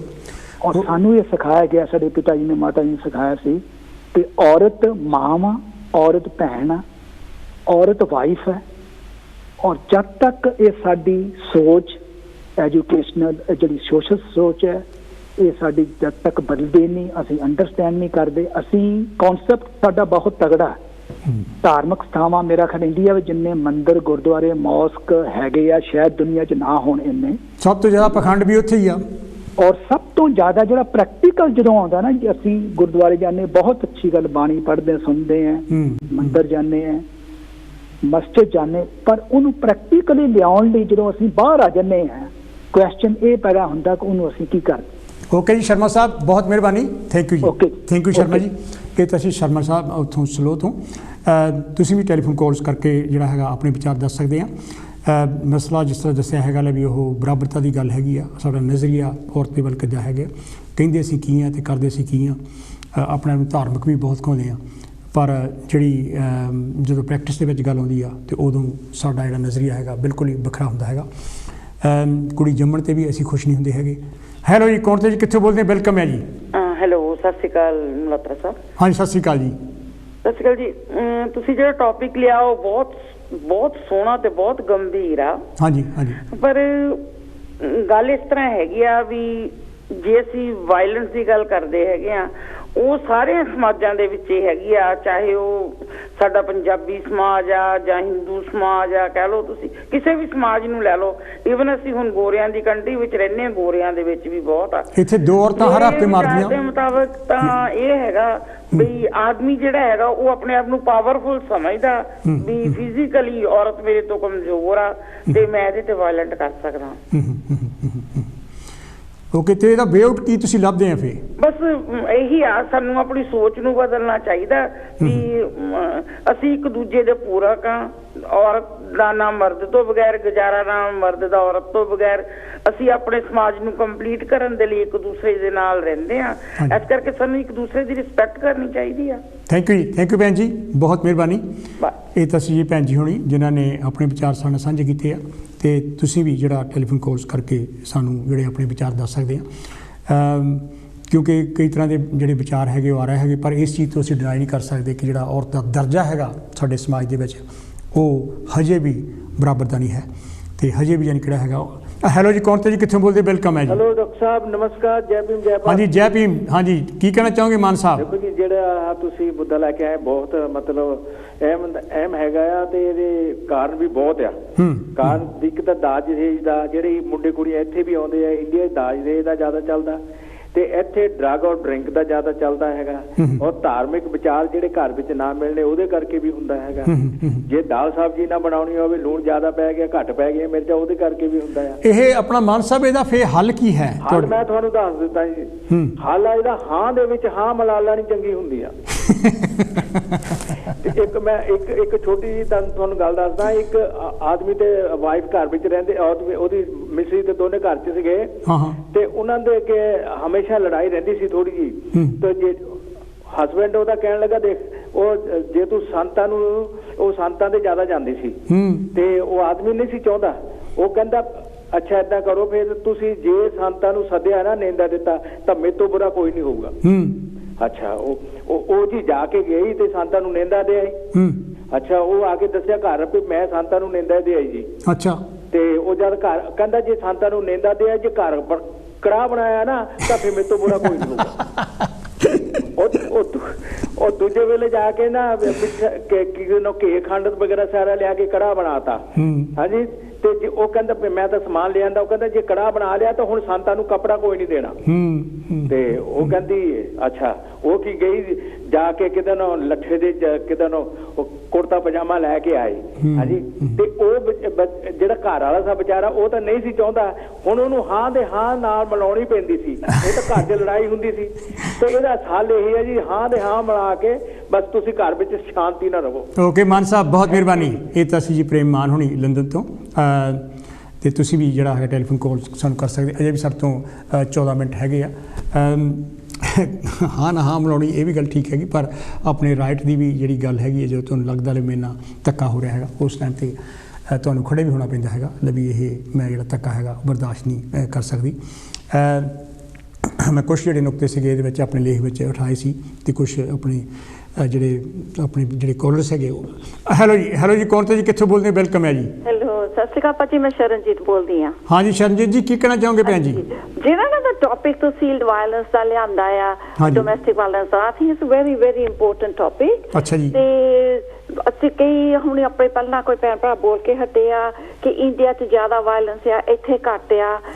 ਮੇਰੇ ਲਈ ਵਾਇਲੈਂਸ ਇਜ਼ ਵਾਇਲੈਂਸ, ਥੋੜਾ ਆ ਕਿ ਜ਼ਿਆਦਾ ਆ, ਜਿੱਥੇ ਵੀ ਹੈਗਾ। ਇੱਥੇ ਬੇਸ਼ੱਕ ਕਿੰਨੇ ਲੋਜ਼ ਆਪਣੇ ਹੈਗੇ ਆ, ਜੇ ਵਾਇਲੈਂਸ ਹੈਗਾ ਆ, ਉਹਦਾ ਅਸਰ ਜਿੱਦਾਂ ਤੁਸੀਂ ਪੜ੍ਹ ਕੇ ਵੀ ਦੱਸਦੇ ਸੀ, ਮੈਂਟਲੀ ਇਫੈਕਟ ਹੁੰਦਾ ਆ, ਫਿਜ਼ੀਕਲੀ ਵੀ ਸਾਡੇ ਤੇ ਇਫੈਕਟ ਹੁੰਦਾ ਆ। ਸੋ ਅਸੀਂ ਉਹਨੂੰ ਥੋੜੇ ਆ ਕਿ ਜ਼ਿਆਦਾ ਆ, ਪਰ ਇਟਸ ਵੈਰੀ ਇੰਪੋਰਟੈਂਟ ਕਿ ਉਹਦੀ ਅਸੀਂ ਡੀਲ ਕਰੀਏ, ਉਹ ਇਸ਼ੂ ਨੂੰ ਸਮਝੀਏ। ਤੇ ਜਦੋਂ ਕੋਈ ਵਾਇਲੈਂਸ ਰਿਪੋਰਟ ਕਰਦਾ ਆ, ਮੋਸਟ ਆਫ ਦ ਟਾਈਮ ਸਾਡੀ ਕਮਿਊਨਿਟੀ 'ਚ ਮੈਂ ਨੋਟ ਕਰਦੀ ਜੇ ਡੀਲ ਕਰਨ ਵਾਲੇ ਕੌਣ ਆ? ਆਦਮੀ। ਹਾਊ ਕੈਨ ਆਦਮੀ suppose the violence is against a woman, ਆਦਮੀਆਂ ਨੂੰ ਉਹ ਅੰਡਰਸਟੈਂਡਿੰਗ, ਜਿੱਦਾਂ ਉਹ ਇੱਕ ਨਾ ਆਪਾਂ ਜਦੋਂ ਇੱਕ ਦੂਸਰੇ ਨਾਲ ਗੱਲ ਕਰਦੇ ਅਸੀਂ ਆਪਣੇ ਦਿਲ ਦੀਆਂ ਗੱਲਾਂ ਸਮਝ ਲੈਂਦੇ ਹਾਂ। ਔਰਤ ਨੂੰ ਸਮਝਦੀ, ਆਦਮੀ ਨੂੰ ਸਮਝਦਾ। ਤੇ ਜੇ ਸਾਹਮਣੇ ਆਦਮੀ ਆਉਂਦਾ ਤਾਂ ਇੱਕ ਤਾਂ ਪਹਿਲਾਂ ਔਰਤ ਗੱਲ ਨਹੀਂ ਕਰ ਸਕਦੀ, ਜੇ ਗੱਲ ਜੇ ਕਰਦੀ ਵੀ ਆ ਤੇ ਸਮਝ ਤੇ ਨਹੀਂ ਸਮਝਦੀ ਕਿ ਉਹ ਕਿਸ ਐਂਗਲ ਤੋਂ ਗੱਲ ਕਰਦੀ ਆ। ਸੋ ਉਹਦੇ ਲਈ ਉਹ ਡਬਲ ਓਪਰੇਸ਼ਨ ਹੋ ਜਾਂਦੀ ਹੈ, ਉਹ ਕਿਹਦੇ ਨਾਲ ਗੱਲ ਕਰ ਰਹੀ ਹੈ। ਬਿਲਕੁਲ। ਵੱਡੀ ਗੱਲ ਤਾਂ ਸਾਡੀ ਇਹ ਹੈਗੀ ਆ ਕੰਟਰੋਲ ਦੀ। ਜਦੋਂ ਜਿਹੜਾ ਓਪਰੈਸਰ ਆ, ਆਦਮੀ ਜੇ ਕੁੱਟ ਰਿਹਾ ਆ, ਜਦੋਂ ਉਹ ਆਪਣਾ ਕੰਟਰੋਲ ਲੂਜ਼ ਕਰਦਾ ਨਾ, ਉਦੋਂ ਕੁੱਟਦਾ ਆ। ਇਹ ਭੈਣ ਜੀ ਫਿਰ ਹੁੰਦਾ ਜਾਣ ਕੇ ਗੱਲ ਕਰਨੀ ਕਿ ਮੈਂ ਆਹ ਗੱਲ ਪੁੱਛਾਂ ਜਵਾਬ ਨਹੀਂ ਆਏਗਾ ਜਾਂ ਉਹਨੇ ਇੱਦਾਂ ਮੈਨੂੰ ਜਵਾਬ ਦੇਣਾ ਤਾਂ ਫਿਰ ਮੈਂ ਉਹਦੇ ਨਾਲ ਲੜਨਾ ਹੈ। ਸ਼ਰਨਜੀਤ ਜੀ ਇਹਦਾ ਆਪਾਂ ਹੱਲ ਫਿਰ ਕੀ ਹੈ? ਮੈਂ ਹੀ ਹੱਲ ਤੇ ਆਉਂਦੀ ਹਾਂ। ਸੋ ਮੈਂ ਮਾੜੀ ਜਿਹੀ ਗੱਲ ਕਰਨਾ ਚਾਹੁੰਦੀ, ਜੋ ਸਾਡੀ ਜਿਹੜੀ ਅਪਬ੍ਰਿੰਗਿੰਗ ਹੈ ਨਾ ਸਾਡੇ ਘਰਾਂ ਦੇ ਵਿੱਚ, ਅਸੀਂ ਤੁਹਾਡੀ ਆਵਾਜ਼ ਨਹੀਂ ਸੁਣਦੀ ਮੈਨੂੰ ਭਾਜੀ। ਨਹੀਂ ਮੈਂ ਇਹ ਪੁੱਛਣਾ ਚਾਹੁੰਦਾ ਸੀ, ਮੈਂ ਕਿਹਾ ਹੱਲ ਕੀ ਹੈ ਇਹਦਾ? ਹਾਂਜੀ, ਹੱਲ ਮੈਂ ਇਹ ਕਹਿੰਦੀ ਹਾਂ ਕਿਉਂਕਿ ਜਿਹੜੀ ਸਾਡੀ ਅਪਬ੍ਰਿੰਗਿੰਗ ਹੈ, ਸ਼ੁਰੂ ਤੋਂ ਅਪਬ੍ਰਿੰਗਿੰਗ ਆ ਕਿ ਅਸੀਂ ਮੁੰਡਿਆਂ ਨੂੰ ਨਹੀਂ ਏਦਾਂ ਨਹੀਂ, ਮੁੰਡਿਆਂ ਨੂੰ ਇਹ ਨਹੀਂ ਦੱਸਦੇ ਕਿ ਤੁਸੀਂ ਵਿਮਨ ਨੂੰ ਰਿਸਪੈਕਟ ਕਰਨਾ। ਜੇ ਤੁਸੀਂ ਵਿਮਨ ਨੂੰ ਰਿਸਪੈਕਟ ਨਹੀਂ ਕਰਦੇ, ਫॉर ਮੀ ਤੁਸੀਂ ਆਪਣੀ ਮਾਂ ਦੀ ਰਿਸਪੈਕਟ ਨਹੀਂ ਕਰਦੇ। ਐਬਸੋਲੂਟਲੀ ਹਾਂ, ਗੱਲਾਂ ਬੱਚਿਆਂ ਨੂੰ ਦੱਸੀਏ ਆਪਣੀ ਘਰਾਂ 'ਚ ਅਪਬ੍ਰਿੰਗਿੰਗ, ਤੇ ਜਿਹੜਾ ਲਰਨਡ ਬਿਹੇਵੀਅਰ ਘਰ ਦੇ ਮਾਂ ਬਾਪ, ਜੇ ਬਾਪ ਵੀ ਆ ਉਹ ਕਿੱਦਾਂ ਬਿਹੇਵ ਕਰਦਾ ਮਾਂ ਦੇ ਨਾਲ, ਜੇ ਬਾਪ ਨਹੀਂ ਅੱਛੀ ਤਰ੍ਹਾਂ ਮਾਂ ਦੇ ਨਾਲ ਬੋਲਦਾ, ਜਾਂ ਕੁੜੀਆਂ ਦੇ ਵੱਡੀਆਂ ਕੁੜੀਆਂ ਘਰ 'ਚ ਉਹਨਾਂ ਦੇ ਨਾਲ, ਜਿਹੜੇ ਮੁੰਡੇ ਆ ਉਹ ਗਾਂ ਏਦਾਂ ਹੀ ਫਿਰ ਬਿਹੇਵ ਕਰਦੇ ਆ, ਉਹ ਗਾਂ ਜਾ ਕੇ they do the same। ਇਹ ਗੱਲ ਆ। ਸੋ ਅਪਬ੍ਰਿੰਗਿੰਗ ਫਰਮ ਡੇ 1 ਘਰਾਂ 'ਚ ਮਾਂ ਬਾਪ ਦੋਨਾਂ ਨੂੰ ਹੈਗਾ ਕਿ ਪ੍ਰੈਸ਼ਰ ਰੱਖੀਏ ਕਿ ਬੱਚਿਆਂ ਨੂੰ, ਅਸੀਂ ਆਪਣੇ ਮੁੰਡਿਆਂ ਨੂੰ ਕੀ ਸਿਖਾਉਣਾ ਆ, ਰਿਸਪੈਕਟ ਕਿੱਦਾਂ ਰੱਖਣੀ ਆ। ਤੇ ਇੱਕ ਹੋਰ ਵੱਡੀ ਗੱਲ ਮੈਂ ਨੋਟ ਕਰਦੀ ਨਹੀਂ, ਜੇ ਕਈ ਘਰਾਂ 'ਚ ਸਾਡੇ ਕਿ ਮੈਂ ਨਹੀਂ ਸਾਰੇ ਆਦਮੀਆਂ ਨੂੰ ਨਹੀਂ ਪੁੱਟ ਡਾਊਨ ਕਰੂੰਗੀ, ਕਈ ਬੰਦੇ ਬਹੁਤ ਚੰਗੇ ਆ, ਵਿਮਨ ਬਹੁਤ ਰਿਸਪੈਕਟ ਕਰਦੇ, ਇਕੁਐਲਿਟੀ ਦਿੰਦੇ ਆ, ਪਰ ਉਹੋ ਹੀ ਬੰਦੇ ਜਦੋਂ ਸਾਡੇ ਆਦਮੀਆਂ ਦੇ ਵਿੱਚ ਬੈਠੇ ਹੁੰਦੇ ਨਾ ਜੀ, ਉੱਥੇ ਉਹ ਵਿਮਨ ਦੀ ਇਕੁਐਲਿਟੀ ਦੀ ਗੱਲ ਕਰਦੇ, ਵਿਮਨ ਦੀ ਸਾਈਡ ਦੀ ਗੱਲ ਕਰਦੇ, ਉਹ ਉਹਨਾਂ ਦਾ ਮਖੌਲ ਕਰਦੇ ਆ, ਯੂ ਆਰ ਹੈਂਡ ਪੈਕਡ, ਉਹਦੇ ਪੱਲੇ ਨਾਲ ਬੰਨਿਆ ਆ ਚਾਹੀਦਾ। ਫਿਰ ਉਹ ਬੰਦੇ ਉੱਥੇ ਖੜੇ ਸਪੋਰਟ ਨਹੀਂ ਕਰਦੇ ਵਿਮਨ ਨੂੰ, ਕਿਉਂਕਿ ਮਾਹੌਲ ਸਾਡਾ ਸੋਸਾਇਟੀ ਇੰਨੀ ਬੈਡ ਆ ਕਿ ਉਸ ਜਗ੍ਹਾ ਤੇ ਆ ਕੇ ਮੈਨ ਗਿਵ ਇਨ, ਕਿਉਂਕਿ ਨਹੀਂ ਨਾ ਸਾਡਾ ਮਖੌਲ ਕਰਨਾ ਆ, ਤਾਂ this is no right place for me to say anything in favour of women. So ਸਾਡੇ education at every level is very important। okay ਭੈਣ ਜੀ, ਇਦਾਂ ਕੋਈ ਉਸ ਗਰੁੱਪ ਚ ਹੁੰਦੇ ਨਾ ਤੇ ਉੱਥੇ ਵੀ ਇਟਸ ਵੈਰੀ ਬੈਡ ਕਿ okay ਭੈਣ ਜੀ, ਥੈਂਕ ਯੂ ਵੈਰੀ ਮਚ। ਇਹ ਤਾਂ ਸੀ ਭੈਣ ਜੀ ਸ਼ਰਨਜੀਤ ਹੋਣੀ, ਜਿਨ੍ਹਾਂ ਨੇ ਬਹੁਤ ਹੀ ਅਹਿਮ ਤੇ ਬਹੁਤ ਹੀ ਉਮਦਾ ਵਿਚਾਰ ਜਾਣੀ ਕਿ ਦਿੱਤੇ ਹੈਗੇ ਆ। ਲੈ ਵੀ ਅਸੀਂ ਜਿਹੜੀ ਸਾਡੀ ਬ੍ਰੌਟਅਪ ਹੈਗੀ ਆ ਉੱਥੇ ਜਾਣੀ ਕਿ ਬਹੁਤ ਵੱਡਾ ਨੁਕਸ ਹੈਗਾ। ਜੇ ਅਸੀਂ ਸ਼ੁਰੂ ਤੋਂ ਹੀ ਬੱਚਿਆਂ ਨੂੰ ਵੀ ਦੱਸੀਏ ਕਿ ਲੈ ਵੀ ਬਰਾਬਰ ਦੇ ਹੱਕ ਹੈਗੇ ਆ ਲੜਕੀ ਦੇ ਵੀ ਤੇ ਲੜਕੇ ਦੇ ਵੀ, ਤੇ ਜਾਂ ਇਹ ਕਿਹੜਾ ਬਾਪ ਹੈਗਾ। ਹੈਲੋ ਜੀ, ਕੌਣ ਤੇ ਜੀ, ਕਿੱਥੇ ਬੋਲਦੇ? ਵੈਲਕਮ ਹੈ ਜੀ। ਹੈਲੋ ਜੀ ਡਾਕਟਰ ਸਾਹਿਬ, ਮੈਂ ਫਕੀਰ ਚੌਹਾਨ ਸਾਹਿਬ, ਕੀ ਕਹਿਣਾ ਚਾਹੋਗੇ? ਦੇਖੋ, ਇਹ ਜਿਹੜਾ ਆਪਨੇ ਵਿਸ਼ਾ ਰੱਖਿਆ ਇਹ ਬਹੁਤ ਚੰਗੀ ਗੱਲ ਹੈ, ਪਰ ਵੱਡੀ ਤਾਂ ਗੱਲ ਇਹ ਹੈਗੀ ਆ ਵੀ ਜਿਹੜਾ ਗ੍ਰਸਤੀ ਜੀਵਨ ਆ, ਹਾਂਜੀ, ਕਿਉਂਕਿ ਉਹਦੇ ਵਿੱਚ ਦੋਨੇ ਜਿਹੜਾ ਮਰਦ ਔਰਤ ਆ ਉਹਦਾ ਇਹ ਬਹੁਤ ਵੱਡਾ ਰੋਲ ਆ ਵੀ ਉਹ ਆਪਣੇ ਜੀਵਨ ਨੂੰ ਸਫਲ ਬਣਾਉਣ। ਹਾਂਜੀ। ਹੁਣ ਦੇਖੋ, ਜਿਹੜੀ ਆਰਥਿਕ ਹਾਲਤ ਵੀ ਇੱਕੋ ਜਿਹੀ ਨਹੀਂ ਹੁੰਦੀ, ਪਰ ਬੜੀ ਤਾਂ ਗੱਲ ਹੈਗੀ ਆ ਵੀ ਜਿਹੜੀ ਡੋਮੈਸਟਿਕ ਵਾਇਲੈਂਸ ਆ, ਇਹਦਾ ਇੱਕ ਕਾਰਨ ਇਹ ਵੀ ਆ ਵੀ ਜਿਹੜੀਆਂ ਬਹੁਤੀਆਂ ਜਨਾਨੀਆਂ ਉਹ ਬਾਬਿਆਂ ਮਗਰ ਲੱਗਦੀਆਂ। ਅੱਛਾ ਜੀ। ਉਹ ਲੱਗ ਕੇ ਜਾਣੀ ਉਹ ਘਰ ਦੇ ਵਿੱਚ ਇੰਨੀ ਅਸ਼ਾਂਤੀ ਫੈਲਾਉਂਦੀਆਂ, ਫਿਰ ਉਹ ਸਾਰਾ ਠੋਸਦੀਆਂ ਵੀ ਮੈਂ ਏਦਾਂ ਹੀ ਕਰਨਾ। ਹੁਣ ਤੁਸੀਂ ਦੇਖੋ ਵੀ ਆਦਮੀ ਕੰਮ ਕਰੇ ਜਾਂ ਘਰ ਦੇ ਵਿੱਚ ਸ਼ਾਂਤੀ ਕਰੇ, ਫਿਰ ਉਹ ਬਾਬੇ ਇੱਥੇ ਤੱਕ ਕਰਦੇ ਆ ਵੀ ਉਹ ਜਿਹੜਾ ਨਾਮ ਦਿੰਦੇ ਉਹ ਕਹਿੰਦੇ ਵੀ ਤਾਂ ਆਪਣੇ ਆਦਮੀ ਨੂੰ ਨਹੀਂ ਦੱਸਣਾ। ਅੱਛਾ ਜੀ। ਔਰ ਫਿਰ ਬਾਅਦ ਦੇ ਵਿੱਚ ਉਹ ਦੇਖੋ ਝਗੜਾ ਚੱਲਦਾ ਰਹਿੰਦਾ, ਉਹ ਬੱਚੇ ਵੀ ਹੁੰਦੇ ਰਹਿੰਦੇ ਆ। ਇੱਥੇ ਤੱਕ ਤਾਂ ਕਈ ਤਾਂ ਡੇਰੇ ਹੀ ਬਣਾ ਲੈਂਦੀਆਂ। ਉਹ ਦੇਖੋ ਕਿੰਨੀ ਮਾੜੀ ਗੱਲ ਹੈ। ਡੇਰੇ ਤਾਂ ਅੱਗੇ ਹੀ ਬਹੁਤ ਆ। ਹਾਂਜੀ। ਹੁਣ ਪਹਿਲਾਂ ਤੁਸੀਂ ਦੇਖੋ ਵੀ ਜੇ ਤੁਹਾਡੇ 4-5 ਬੱਚੇ ਆ, ਤੁਸੀਂ ਉਹਨਾਂ ਦੀ ਕਬੀਲਦਾਰੀ ਨਜਿੱਠੋਗੇ ਜਾਂ ਉਹਨਾਂ ਦੀ ਵਿੱਦਿਆ ਦਿਓਗੇ ਜਾਂ ਡੇਰਾ ਚਲਾਓਗੇ? ਬਿਲਕੁਲ। ਕਿਉਂਕਿ ਮੈਂ ਇਦਾਂ ਹੀ ਮੈਨੂੰ ਜਾਨੀ ਮੱਲੋ ਮੱਲੀ ਕਿਸੇ ਵਜ੍ਹਾ ਦੇ ਨਾਲ ਵੈਸਟ ਬ੍ਰੋਮ ਵਿੱਚ ਇੱਕ ਘਰ ਦੇ ਵਿੱਚ ਲਿਜਾਇਆ ਗਿਆ। ਅੱਛਾ ਜੀ। ਉੱਥੇ ਬਾਹਰ ਵਿੰਡੇ ਤੇ ਲਿਖਿਆ ਮਸਤਾਨਾ ਡੇਰਾ। ਅੱਛਾ। ਉਹ ਏਦਾਂ ਸੀ ਕਿ ਉਹ ਲੜਕੀ ਇੱਕ ਇੰਡੀਆ ਤੋਂ ਆਈ ਸੀ ਤਾਂ ਉਹਨੂੰ ਰਿਸ਼ਤਾ ਉਹ ਕਰਦੇ ਸੀ। ਉਹ ਲੜਕੀ ਨੂੰ ਫਸਾਉਣ ਲੱਗੇ ਸੀ। ਉਹ ਐਵੇਂ ਇੱਕ ਮੁੰਡਾ ਇੱਥੇ ਵਿਹਲਾ ਸੀਗਾ ਕਿ ਇਹਨਾਂ ਵਿਆਹ ਕਰ ਦਿੰਨੇ। ਉਹ ਮੈਂ ਲੜਕੀ ਨੂੰ ਸਮਝਾਇਆ ਵੀ ਇਹ ਮੁੰਡਾ ਕੰਮ ਨਹੀਂ ਕਰਦਾ, ਵੀ ਇਹਦੇ ਕੋਲ ਤਾਂ ਕੋਈ ਹੈ ਹੀ ਨਹੀਂ ਤੈਨੂੰ ਪੱਕਾ ਕਰਾਉਣ ਦੀ। ਬਿਲਕੁਲ। ਪਰ ਉਹ ਜਿਹੜੀ ਜਨਾਨੀ ਡੇਰਾ ਚਲਾਉਂਦੀ ਸੀ ਉਹ ਕਰ ਰਹੀ ਸੀ। ਉਹ ਮੈਨੂੰ ਕਹਿੰਦੀ ਵੀ ਤੂੰ ਇਹਨੂੰ ਰੋਕਦਾ ਕਿਉਂ? ਮੈਂ ਕਿਹਾ ਵੀ ਤੂੰ ਆ ਡੇਰਾ ਚਲਾ, ਵੀ ਜਿਹੜਾ ਤੂੰ ਉੱਥੇ ਜਾਣੀ ਇੰਨਾ ਉਹਨਾਂ ਨੂੰ ਬੰਦੇ ਇਕੱਠੇ ਕੀਤੇ। ਹਾਂਜੀ। ਉਹ ਪੁੱਛਾਂ ਦਿੰਦੀ ਸੀ। ਹਾਂਜੀ। ਹੁਣ ਤੁਸੀਂ ਦੇਖੋ ਵੀ ਕਿੰਨੀ ਮਾੜੀ ਗੱਲ ਹੈ। ਬਿਲਕੁਲ। ਕਿਉਂਕਿ ਇਹ ਸਮਾਜ ਦੇ ਵਿੱਚ ਜਿਹੜਾ ਨਾ ਜੋ ਕੁਝ ਹੈਗਾ, ਇਹ ਜਿਹੜੀ ਮਤਲਬ ਇਹ ਬਹੁਤ ਮਾੜੀ ਗੱਲ ਹੈ। ਕਿਉਂਕਿ ਤੁਸੀਂ ਦੇਖੋ ਵੀ ਜਿਹੜਾ ਆਦਮੀ ਦੇ ਨਾਲ ਸਲਾਹ ਹੋਣੀ ਚਾਹੀਦੀ ਹੈ, ਪਰ ਜਾ ਕੇ ਬਾਬੇ ਕੋਲ। ਇਹ ਫਿਰ ਆਪਣਾ ਚੌਹਾਨ ਸਾਹਿਬ, ਇਹਦਾ ਕੀ ਹੱਲ ਕੀ ਹੈ? नहीं ਇਹਦਾ ਦੇਖੋ ਵੱਡੀ ਤਾਂ ਗੱਲ ਆ ਵੀ ਜਿਹੜਾ ਕੋਈ ਇਦਾਂ ਕਰਦਾ ਹੈ ਨਾ ਹਾਂਜੀ ਉਹਨੂੰ ਜਾਣੀ ਉਹ ਤੋਂ ਦੂਰ ਹੋਣਾ ਚਾਹੀਦਾ। ਪਰ ਬੜੀ ਤਾਂ ਗੱਲ ਆ ਵੀ ਉਹ ਜਿਹੜੇ ਡੇਰਿਆਂ ਨੂੰ ਮੰਨਦੀਆਂ ਉਹ ਤਾਂ ਫਿਰ ਉਹ ਨਹੀਂ ਤਾਂ ਪਾਰਟੀ ਬਣਾ ਲੈਂਦੀ ਹੈ। ਬਿਲਕੁਲ ਬਿਲकुल ਬਿਲकुल ਔਰ ਵਾਇਲੈਂਸ ਹੁੰਦੀ ਹੈ। ਔਰ ਕਈ ਆਦਮੀ ਤਾਂ ਮਰ ਗਏ ਜਾਨੀ ਕਿਉਂਕਿ ਜਦ ਤੁਸੀਂ ਕਿਸੇ ਤੋਂ ਕਹਿਣਾ ਵੀ ਇਹਨੂੰ ਮਾਰ ਦਿਓ ਪਰ ਇਹ ਜਾਨੀ ਬਹੁਤ ਮਾੜੀ ਗੱਲ ਹੈ। ਓਕੇ ਚੌਹਾਨ ਸਾਹਿਬ ਬਹੁਤ ਮਿਹਰਬਾਨੀ। ਇਹ ਤਾਂ ਅਸੀਂ ਫਕੀਰ ਚੰਦ ਚੌਹਾਨ ਹੋਣੀ ਜਿਹੜੇ ਕਿ ਬਹੁਤ ਹੀ ਵਿਚਾਰ ਯਾਨੀ ਕਿ ਵਧੀਆ ਦੇ ਗਏ ਹੈਗੇ ਆ ਕਿਉਂਕਿ ਡੇਰਾਬਾਦ ਵੀ ਜਿਹੜਾ ਹੈਗਾ ਜਿਹੜਾ ਬਾਬੇ ਸਾਧ ਹੈਗੇ ਉਹ ਵੀ ਬਹੁਤ ਘਰ ਉਹਨਾਂ ਨੇ ਬਰਬਾਦ ਕੀਤੇ ਹੈਗੇ ਆ। ਤੇ ਇਸ ਤਰ੍ਹਾਂ ਅੱਗੇ ਵੀ ਆਪਾਂ ਬਹੁਤ ਸਾਰੇ ਪ੍ਰੋਗਰਾਮਾਂ ਵਿੱਚ ਗੱਲ ਕੀਤੀ ਹੈ ਕਿਉਂਕਿ ਇਹਨਾਂ ਨੇ ਜਿਹੜੀ ਨੌ ਸੱਸ ਦੀ ਲੜਾਈ ਤੇ ਹੋਰ ਟੂਣੇ ਟਾਮਣੇ ਤੇ ਹੋਰ ਘਰਾਂ ਵਿੱਚ ਜਿਹੜਾ ਕਈ ਕੁਛ ਹੀ ਪਿੱਟ ਸਿਆਪਾ ਯਾਨੀ ਕਿ ਪਾਇਆ ਹੁੰਦਾ ਹੈਗਾ ਤੇ ਤੁਹਾਨੂੰ ਇਹੋ ਜਿਹਾ ਬਸ ਕਰਦੇ ਹੈ ਤੁਸੀਂ ਮਜਬੂਰ ਹੋ ਕੇ ਜਿਹੜਾ ਹੈਗਾ ਉਹੋ ਜਿਹਾ ਵਰਤਾਵ ਕਰਦੇ ਤੇ ਘਰ ਵਿੱਚ ਫਿਰ ਕਲੇਸ਼ ਜਿਹੜਾ ਵੱਧਦਾ ਹੈਗਾ ਤੇ ਕਈ ਵਾਰੀ ਕੁੱਟਮਾਰ ਤੱਕ ਵੀ ਹੁੰਦੀ। ਪਰ ਇਹੀ ਇੱਕੋ ਕਾਰਨ ਨਹੀਂ ਹੈ, ਹੋਰ ਵੀ ਬਹੁਤ ਸਾਰੇ ਕਾਰਨ ਹੈਗੇ ਆ। ਜਿਸ ਤਰ੍ਹਾਂ ਆਪਾਂ ਪਹਿਲਾਂ ਵੀ ਗੱਲ ਕੀਤੀ ਵੀ ਅਸੀਂ ਸਾਡਾ ਨਜ਼ਰੀਆ ਕੀ ਹੈ, ਅਸੀਂ ਔਰਤ ਦੀ ਥਾਂ ਸਾਡੇ ਸਮਾਜ ਵਿੱਚ ਕੀ ਹੈ। ਬਹੁਤ ਸਾਰੇ ਕੇਸਿਸ ਮੈਂ ਪੰਜਾਬ ਵਿੱਚ ਵੀ ਤੇ ਇੱਥੇ ਵੀ ਜਿਹੜੇ ਡੀਲ ਵੀ ਕੀਤਾ ਆਪਣੇ ਸੋਸ਼ਲ ਸਰਵਿਸ ਦੇ ਕਰੀਅਰ ਦੇ ਵਿੱਚ ਜਿੱਥੇ ਯਾਨੀ ਕਿਹੜਾ ਹੈਗਾ ਔਰਤਾਂ ਨਾਲ ਕਾਫੀ ਜ਼ਿਆਦਾ ਜਿਹੜਾ ਤਸ਼ੱਦਦ ਹੈ ਉਹ ਕੀਤਾ ਜਾਂਦਾ ਸੀਗਾ। ਦੇਖਣ ਵਾਲੀ ਗੱਲ ਇਹ ਵੀ ਹੈ ਵੀ ਜਿਹੜਾ ਅਸੀਂ ਨਜ਼ਰੀਆ ਹੈਗਾ ਉਹਨੂੰ ਅਸੀਂ ਕਿੱਦਾਂ ਔਰਤ ਨੂੰ ਕਿਹੜੀ ਥਾਂ ਯਾਨੀ ਕਿ ਦਿੱਤੀ ਹੈ ਆਪਣੇ ਸਮਾਜ ਦੇ ਵਿੱਚ। ਗੱਲਾਂ ਤਾਂ ਅਸੀਂ ਬਹੁਤ ਕਰਦੇ ਹੈਗੇ ਹਾਂ, ਸਾਡਾ ਧਰਮ ਜੀ ਕਹਿੰਦਾ ਜੀ ਅਸੀਂ ਬਰਾਬਰ ਦੇ ਹੱਕ ਦਿੰਦੇ ਹਾਂ ਜੀ, ਸਾਡਾ ਧਰਮ ਆਹ ਕਹਿੰਦਾ ਜੀ, ਸਾਡਾ ਉਹ ਕਹਿੰਦਾ ਹੈਗਾ। ਪਰ ਪ੍ਰੈਕਟਿਸ ਦੇ ਵਿੱਚ ਤੁਹਾਨੂੰ ਵੀ ਪਤਾ ਹੈ ਤੇ ਮੈਨੂੰ ਵੀ ਪਤਾ ਹੈਗਾ ਬਈ ਕੁੜੀ ਜੰਮਣ 'ਤੇ ਇੱਥੇ ਜਿਹੜਾ ਹੈਗਾ ਉਹਨਾਂ 'ਤੇ ਕਿੰਨਾ ਵੱਡਾ ਜਿਹੜਾ ਬੋਝ ਹੁੰਦਾ ਹੈਗਾ। ਜਦੋਂ ਬੱਚੀ ਪੈਦਾ ਹੋਈ ਹੈ ਉਹਦੀ ਕੋਈ ਵੈਲਕਮ ਨਹੀਂ ਹੈ। ਮੈਜੋਰਟੀ ਕੇਸ ਦੇ ਵਿੱਚ ਜਿਹੜਾ ਵੈਲਕਮ ਨਹੀਂ ਉਹਨੂੰ ਕਰਦੇ ਹੈਗੇ। ਅਤੇ ਜਦੋਂ ਯਾਨੀ ਕਿ ਬਰਾਬਰਤਾ ਦੀ ਗੱਲ ਆਉਂਦੀ ਹੈਗੀ ਆ ਨਾ ਹੀ ਉਹਦਾ ਸੈਲੀਬ੍ਰੇਸ਼ਨ ਕੀਤੀ ਜਾਂਦੀ ਹੈ ਅਤੇ ਨਾ ਹੀ ਜਿਹੜਾ ਕੋਈ ਲੱਡੂ ਵਗੈਰਾ ਵੰਡੇ ਜਾਂਦੇ, ਨਾ ਹੀ ਪਾਰਟੀਆਂ ਕੀਤੀਆਂ ਜਾਂਦੀਆਂ ਹੈਗੀਆਂ। ਜੇ ਕੀਤੀਆਂ ਵੀ ਜਾਂਦੀਆਂ ਤਾਂ ਉਹ ਬਸ ਜਿਹੜਾ ਦਿਖਾਵਾ ਜਾਂ ਥੋੜ੍ਹਾ ਜਿਹਾ ਕਰਕੇ ਅਤੇ ਗੱਲ ਯਾਨੀ ਕਿ ਪਾਸੇ ਕੀਤੀ ਜਾਂਦੀ ਹੈ। ਅਤੇ ਇੱਦਾਂ ਦੀਆਂ ਬਹੁਤ ਸਾਰੀਆਂ ਐਗਜ਼ਾਮਪਲਸ ਹੈ ਜਿਹੜੀਆਂ ਤੁਹਾਨੂੰ ਵੀ ਪਤਾ ਅਤੇ ਮੈਨੂੰ ਵੀ ਪਤਾ ਹੈਗਾ। ਇੱਥੇ ਯਾਨੀ ਕਿ ਜਿਹੜੇ ਫੈਕਸ਼ਨ ਫਿਗਰਸ ਆਏ ਹੈਗੇ ਆ ਜਿਹੜੇ ਤੁਹਾਡੇ ਨਾਲ ਮੈਂ ਸ਼ੇਅਰ ਕੀਤੇ ਆ। ਸਰ ਤੋਂ ਅਜੇ 5 ਮਿੰਟ ਹੈ, ਮੈਂ ਇਸ ਕਰਕੇ ਗੱਲ ਕਰ ਰਿਹਾ ਜੇ ਕਿਸੇ ਨੇ ਹੋਰ ਨੇ ਕੋਈ ਫੋਨ ਯਾਨੀ ਕਿ ਕਰਨਾ ਹੋਵੇ ਤਾਂ ਉਹ ਫੋਨ ਕਰ ਸਕਦਾ। ਅਜੇ ਵੀ ਸਾਡੇ ਤੋਂ 5 ਮਿੰਟ ਹੈਗੇ ਆ। ਅਤੇ ਇਹ ਯਾਨੀ ਕਿ ਜਿਹੜੇ ਮਸਲੇ ਇਹ ਲਿਆਉਣ ਦਾ ਮਕਸਦ ਸਿਰਫ ਇਹ ਹੁੰਦਾ ਤਾਂ ਕਿ ਅਸੀਂ ਇਹਨਾਂ ਤੋਂ ਕੁਛ ਲਰਨ ਕਰ ਸਕੀਏ ਅਤੇ ਆਪਣੇ ਜੀਵਨ ਨੂੰ ਜਿਹੜਾ ਹੈਗਾ ਉਹਨੂੰ ਸੁਖਾਲਾ ਬਣਾ ਸਕੀਏ ਤਾਂ ਕਿ ਸਾਡੀਆਂ ਜਿਹੜੀਆਂ ਬੱਚੀਆਂ ਹੈਗੀਆਂ ਅਤੇ ਜਿਹੜੇ ਕਿ ਉਹ ਸਾਡਾ ਔਰਤ ਨਾਲ ਜਿਹੜਾ ਰਿਸ਼ਤਾ ਹੈਗਾ ਉਹ ਸਾਡੀ ਮਾਂ ਵੀ ਹੈ, ਸਾਡੀ ਉਹ ਬੇਟੀ ਵੀ ਹੈ, ਸਾਡੀ ਪਤਨੀ ਵੀ ਹੈ, ਸਾਡੀ ਭੈਣ ਵੀ ਹੈ। ਹੈਲੋ ਜੀ, ਕੌਣ ਤੇ ਜੀ, ਕਿੱਥੇ ਬੋਲਦੇ? ਵੈਲਕਮ ਹੈ ਜੀ। ਹਾਂਜੀ ਮਲਹੋਤਰਾ ਜੀ, ਰੂਪ ਸਮਰਾਏ ਬੋਲ ਰਿਹਾ ਜੀ। ਹਾਂਜੀ, ਕੀ ਕਹਿਣਾ ਚਾਹੋਗੇ ਰੂਪ ਜੀ? ਬਸ ਜੀ ਤੁਹਾਡਾ ਪ੍ਰੋਗਰਾਮ ਦੇਖ ਰਿਹਾ ਸੀ, ਬੜਾ ਆਨੰਦ ਮਾਣ ਰਿਹਾ ਸੀ। ਬਹੁਤ A1 ਕਲਾਸ ਜਿੱਦਾਂ ਕਹਿੰਦੇ ਹੁੰਦੇ ਤੁਹਾਡਾ ਪ੍ਰੋਗਰਾਮ ਬਹੁਤ ਵਧੀਆ ਹੁੰਦਾ। ਥੈਂਕ ਯੂ ਜੀ, ਥੈਂਕ ਯੂ। ਤੇ ਬਸ ਤਾਰੀਫੇ ਚ ਹੋ ਗਿਆ ਜੀ। ਤੁਸੀਂ ਕੀ ਕਹਿਣਾ ਚਾਹੋਗੇ? ਇਹਦਾ ਸੋਲੂਸ਼ਨ ਕੀ ਹੈ? ਆਪਣਾ ਹੱਲ ਕੀ ਕਰੀਏ ਇਹ ਜਿਹੜੀ ਸਮੱਸਿਆ ਹੈ? ਸਮੱਸਿਆ ਮੈਂ ਹਾਲੇ ਤੁਹਾਡਾ ਪੂਰਾ ਪ੍ਰੋਗਰਾਮ ਨਹੀਂ ਵੇਖਿਆ ਹੈਗਾ, ਮੈਂ ਥੋੜ੍ਹਾ ਜਿਹਾ ਵੇਖ ਰਿਹਾ ਸੀ ਤੇ ਜਾਣੀ ਕਿ ਮੈਨੂੰ ਬਹੁਤ ਵਧੀਆ ਲੱਗਿਆ। ਇਹ ਰੂਪ ਜੀ ਆਪਾਂ ਗੱਲ ਕਰ ਰਹੇ ਵੀ ਜਿਹੜੀ ਘਰਾਂ ਵਿੱਚ ਡੋਮੈਸਟਿਕ ਵਾਇਲੈਂਸ ਹੁੰਦੀ ਹੈਗੀ ਆ, ਜਿਹੜਾ ਔਰਤਾਂ 'ਤੇ ਤਸ਼ੱਦਦ ਹੁੰਦਾ ਲੈ ਵੀ ਇਹਦਾ ਸੋਲੂਸ਼ਨ ਕੀ ਹੈ, ਇਹਦਾ ਹੱਲ ਕੀ ਹੈ?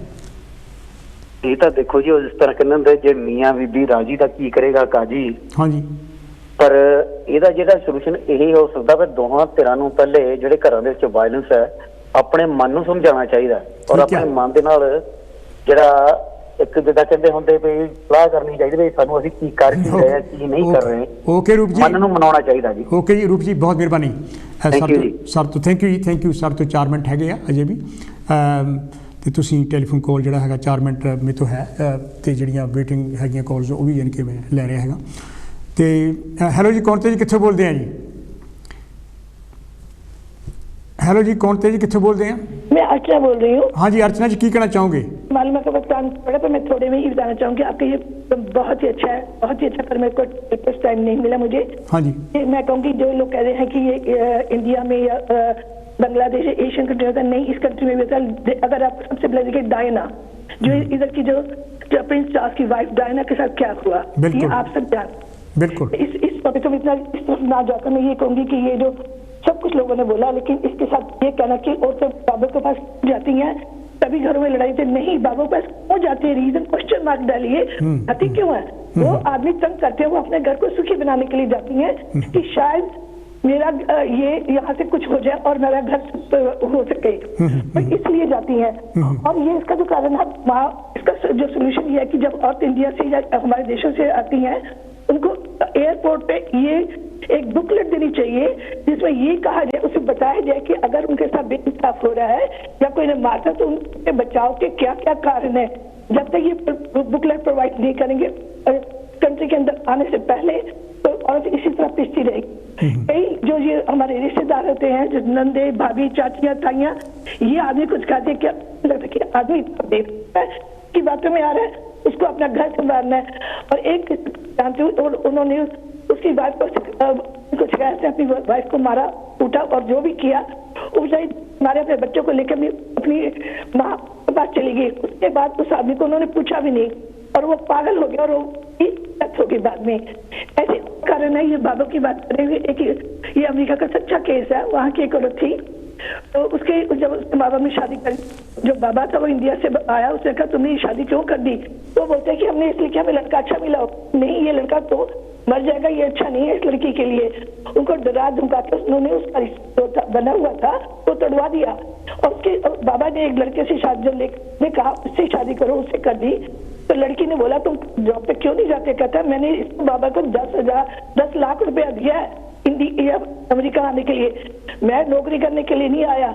और वो शराबी खुआ भी था। और जो लड़का इसकी शादी हुई थी वो बेचारा रोने लगा था कि मेरे तो कुछ कर दे। उसने अपनी सहेली से उसकी शादी कराई, वो इतनी सुखी। ये जो बाबों के चक्कर में आके, ज्योतिष चक्कर में आके जो लोग इनके चंगुल में फंस के अपने बच्चों की शादियां इस तरह करते हैं वो है, बहुत गलत है। और दूसरे किसी का भी अगर बच्चे आज के टाइम पे इस विकसित देश में रहने पर अविकसित मत दो, बच्चे शादी करना चाहते हैं उन्हें करने दो, उनकी लाइफ है ये, उनको अपना बनाना है, उनकी जिंदगी है। उसमें जात मत देखो, कोई लिंक कलर मत देखो। और एक और बात, मीडिया का बड़ा इफेक्ट है। ये जो इनका भी इफेक्ट है, ईमेल, फेसबुक। ठीक है अर्चना जी, बहुत मेहरबानी। अर्चना जी टाइम नहीं है, थैंक यू वेरी मच। ये तस्सी जी अर्चना जी जिन्होंने अपने विचार सुन साझे किए। मैं सारे ही कॉलर्स का तह दिल तो धन्नवादी हैगा, जानी कि जहाँ ਜਿਹੜੇ कॉलर्स ਨੂੰ नहीं ਸਮਾਂ ਮਿਲ ਸਕਿਆ मैं उन्होंने ਤੋਂ दिलों माफ़ी मंगदा। अगले हफ्ते ਜਿਹੜਾ हैगा मैं ਤੁਹਾਡੇ ਲਈ ਹੋਰ ਜਿਹੜੇ टॉपिक ਜਿਹੜਾ हैगा ਜਿਹੜੇ सरकारी हिफाजत ਵਿੱਚ ਜਿਹੜੇ ਬੱਚੇ ਸਾਡੇ चल ਜਾਂਦੇ ਹੈਗੇ पढ़ रहे बच्चे ਉਹਨਾਂ ਬਾਰੇ मैं इनकी ਤੁਹਾਡੇ ਨਾਲ ਗੱਲ ਕਰੂੰਗਾ। ਕਿਉਂ ਸਾਡੇ ਜਿਹੜੇ ਬੱਚੇ ਹੈਗੇ ਸੋਸ਼ਲ ਸਰਵਿਸ ਦੀ ਕੇਅਰ ਵਿੱਚ ਚਲ ਜਾਂਦੇ ਹੈ, ਲੋਕਲ ਅਥਾਰਟੀ ਦੀ ਕੇਅਰ ਵਿੱਚ ਚਲ ਜਾਂਦੇ ਤੇ ਉਹਨਾਂ ਨਾਲ ਕੀ ਉੱਥੇ ਹੁੰਦਾ ਹੈ। ਕਿਉਂਕਿ ਇਹੋ ਜਿਹੇ ਬੱਚਿਆਂ ਨਾਲ ਮੈਂ ਬਹੁਤ ਦੇਰ ਕੰਮ ਕੀਤਾ ਹੈਗਾ। ਮੈਂ ਉੱਥੇ ਚਿਲਡਰਨਸ ਹੋਮ ਵਿੱਚ ਵੀ ਕੰਮ ਕੀਤਾ ਹੈਗਾ, ਜਦੋਂ ਬੱਚੇ ਕੇਅਰ ਵਿੱਚ ਲੈਣੇ ਹੁੰਦੇ ਆ ਉਹ ਵੀ ਕੰਮ ਕੀਤਾ ਹੈਗਾ, ਚਾਈਲਡ ਪ੍ਰੋਟੈਕਸ਼ਨ ਦਾ ਕੰਮ ਵੀ ਕੀਤਾ ਹੈਗਾ। ਸੋ ਇਸ ਕਰਕੇ ਮੈਨੂੰ ਇਹਦੇ ਬਾਰੇ ਕਾਫੀ ਗਿਆਨ ਹੈਗਾ ਤੇ ਆਪਾਂ ਇਹ ਅਗਲੇ ਹਫਤੇ ਡਿਸਕਸ਼ਨ ਕਰਾਂਗੇ। ਮੈਂ ਇੱਕ ਵਾਰੀ ਫੇਰ ਤੁਹਾਡਾ ਸਾਰਿਆਂ ਦਾ ਬਹੁਤ ਜ਼ਿਆਦਾ ਧੰਨਵਾਦੀ ਹੈਗਾ। ਤੁਸੀਂ ਸਾਰਿਆਂ ਨੇ ਇਸ ਟੌਪਿਕ ਤੇ ਬਹੁਤ ਜ਼ਿਆਦਾ ਕੰਟਰੀਬਿਊਸ਼ਨ ਕੀਤੀ ਤੇ ਜਿਹੜੇ ਮਸਲੇ ਅੱਜ ਉਠਾਏ ਹੈਗੇ ਉਹਨਾਂ ਬਾਰੇ ਜ਼ਰੂਰ ਗੌਰ ਕਰਿਓ। ਮੈਨੂੰ ਇੱਥੇ ਇਜਾਜ਼ਤ ਦਿਓ, ਤੁਹਾਨੂੰ ਮੈਂ ਅਗਲੇ ਹਫਤੇ ਮਿਲਦਾ। Thank you, good bye.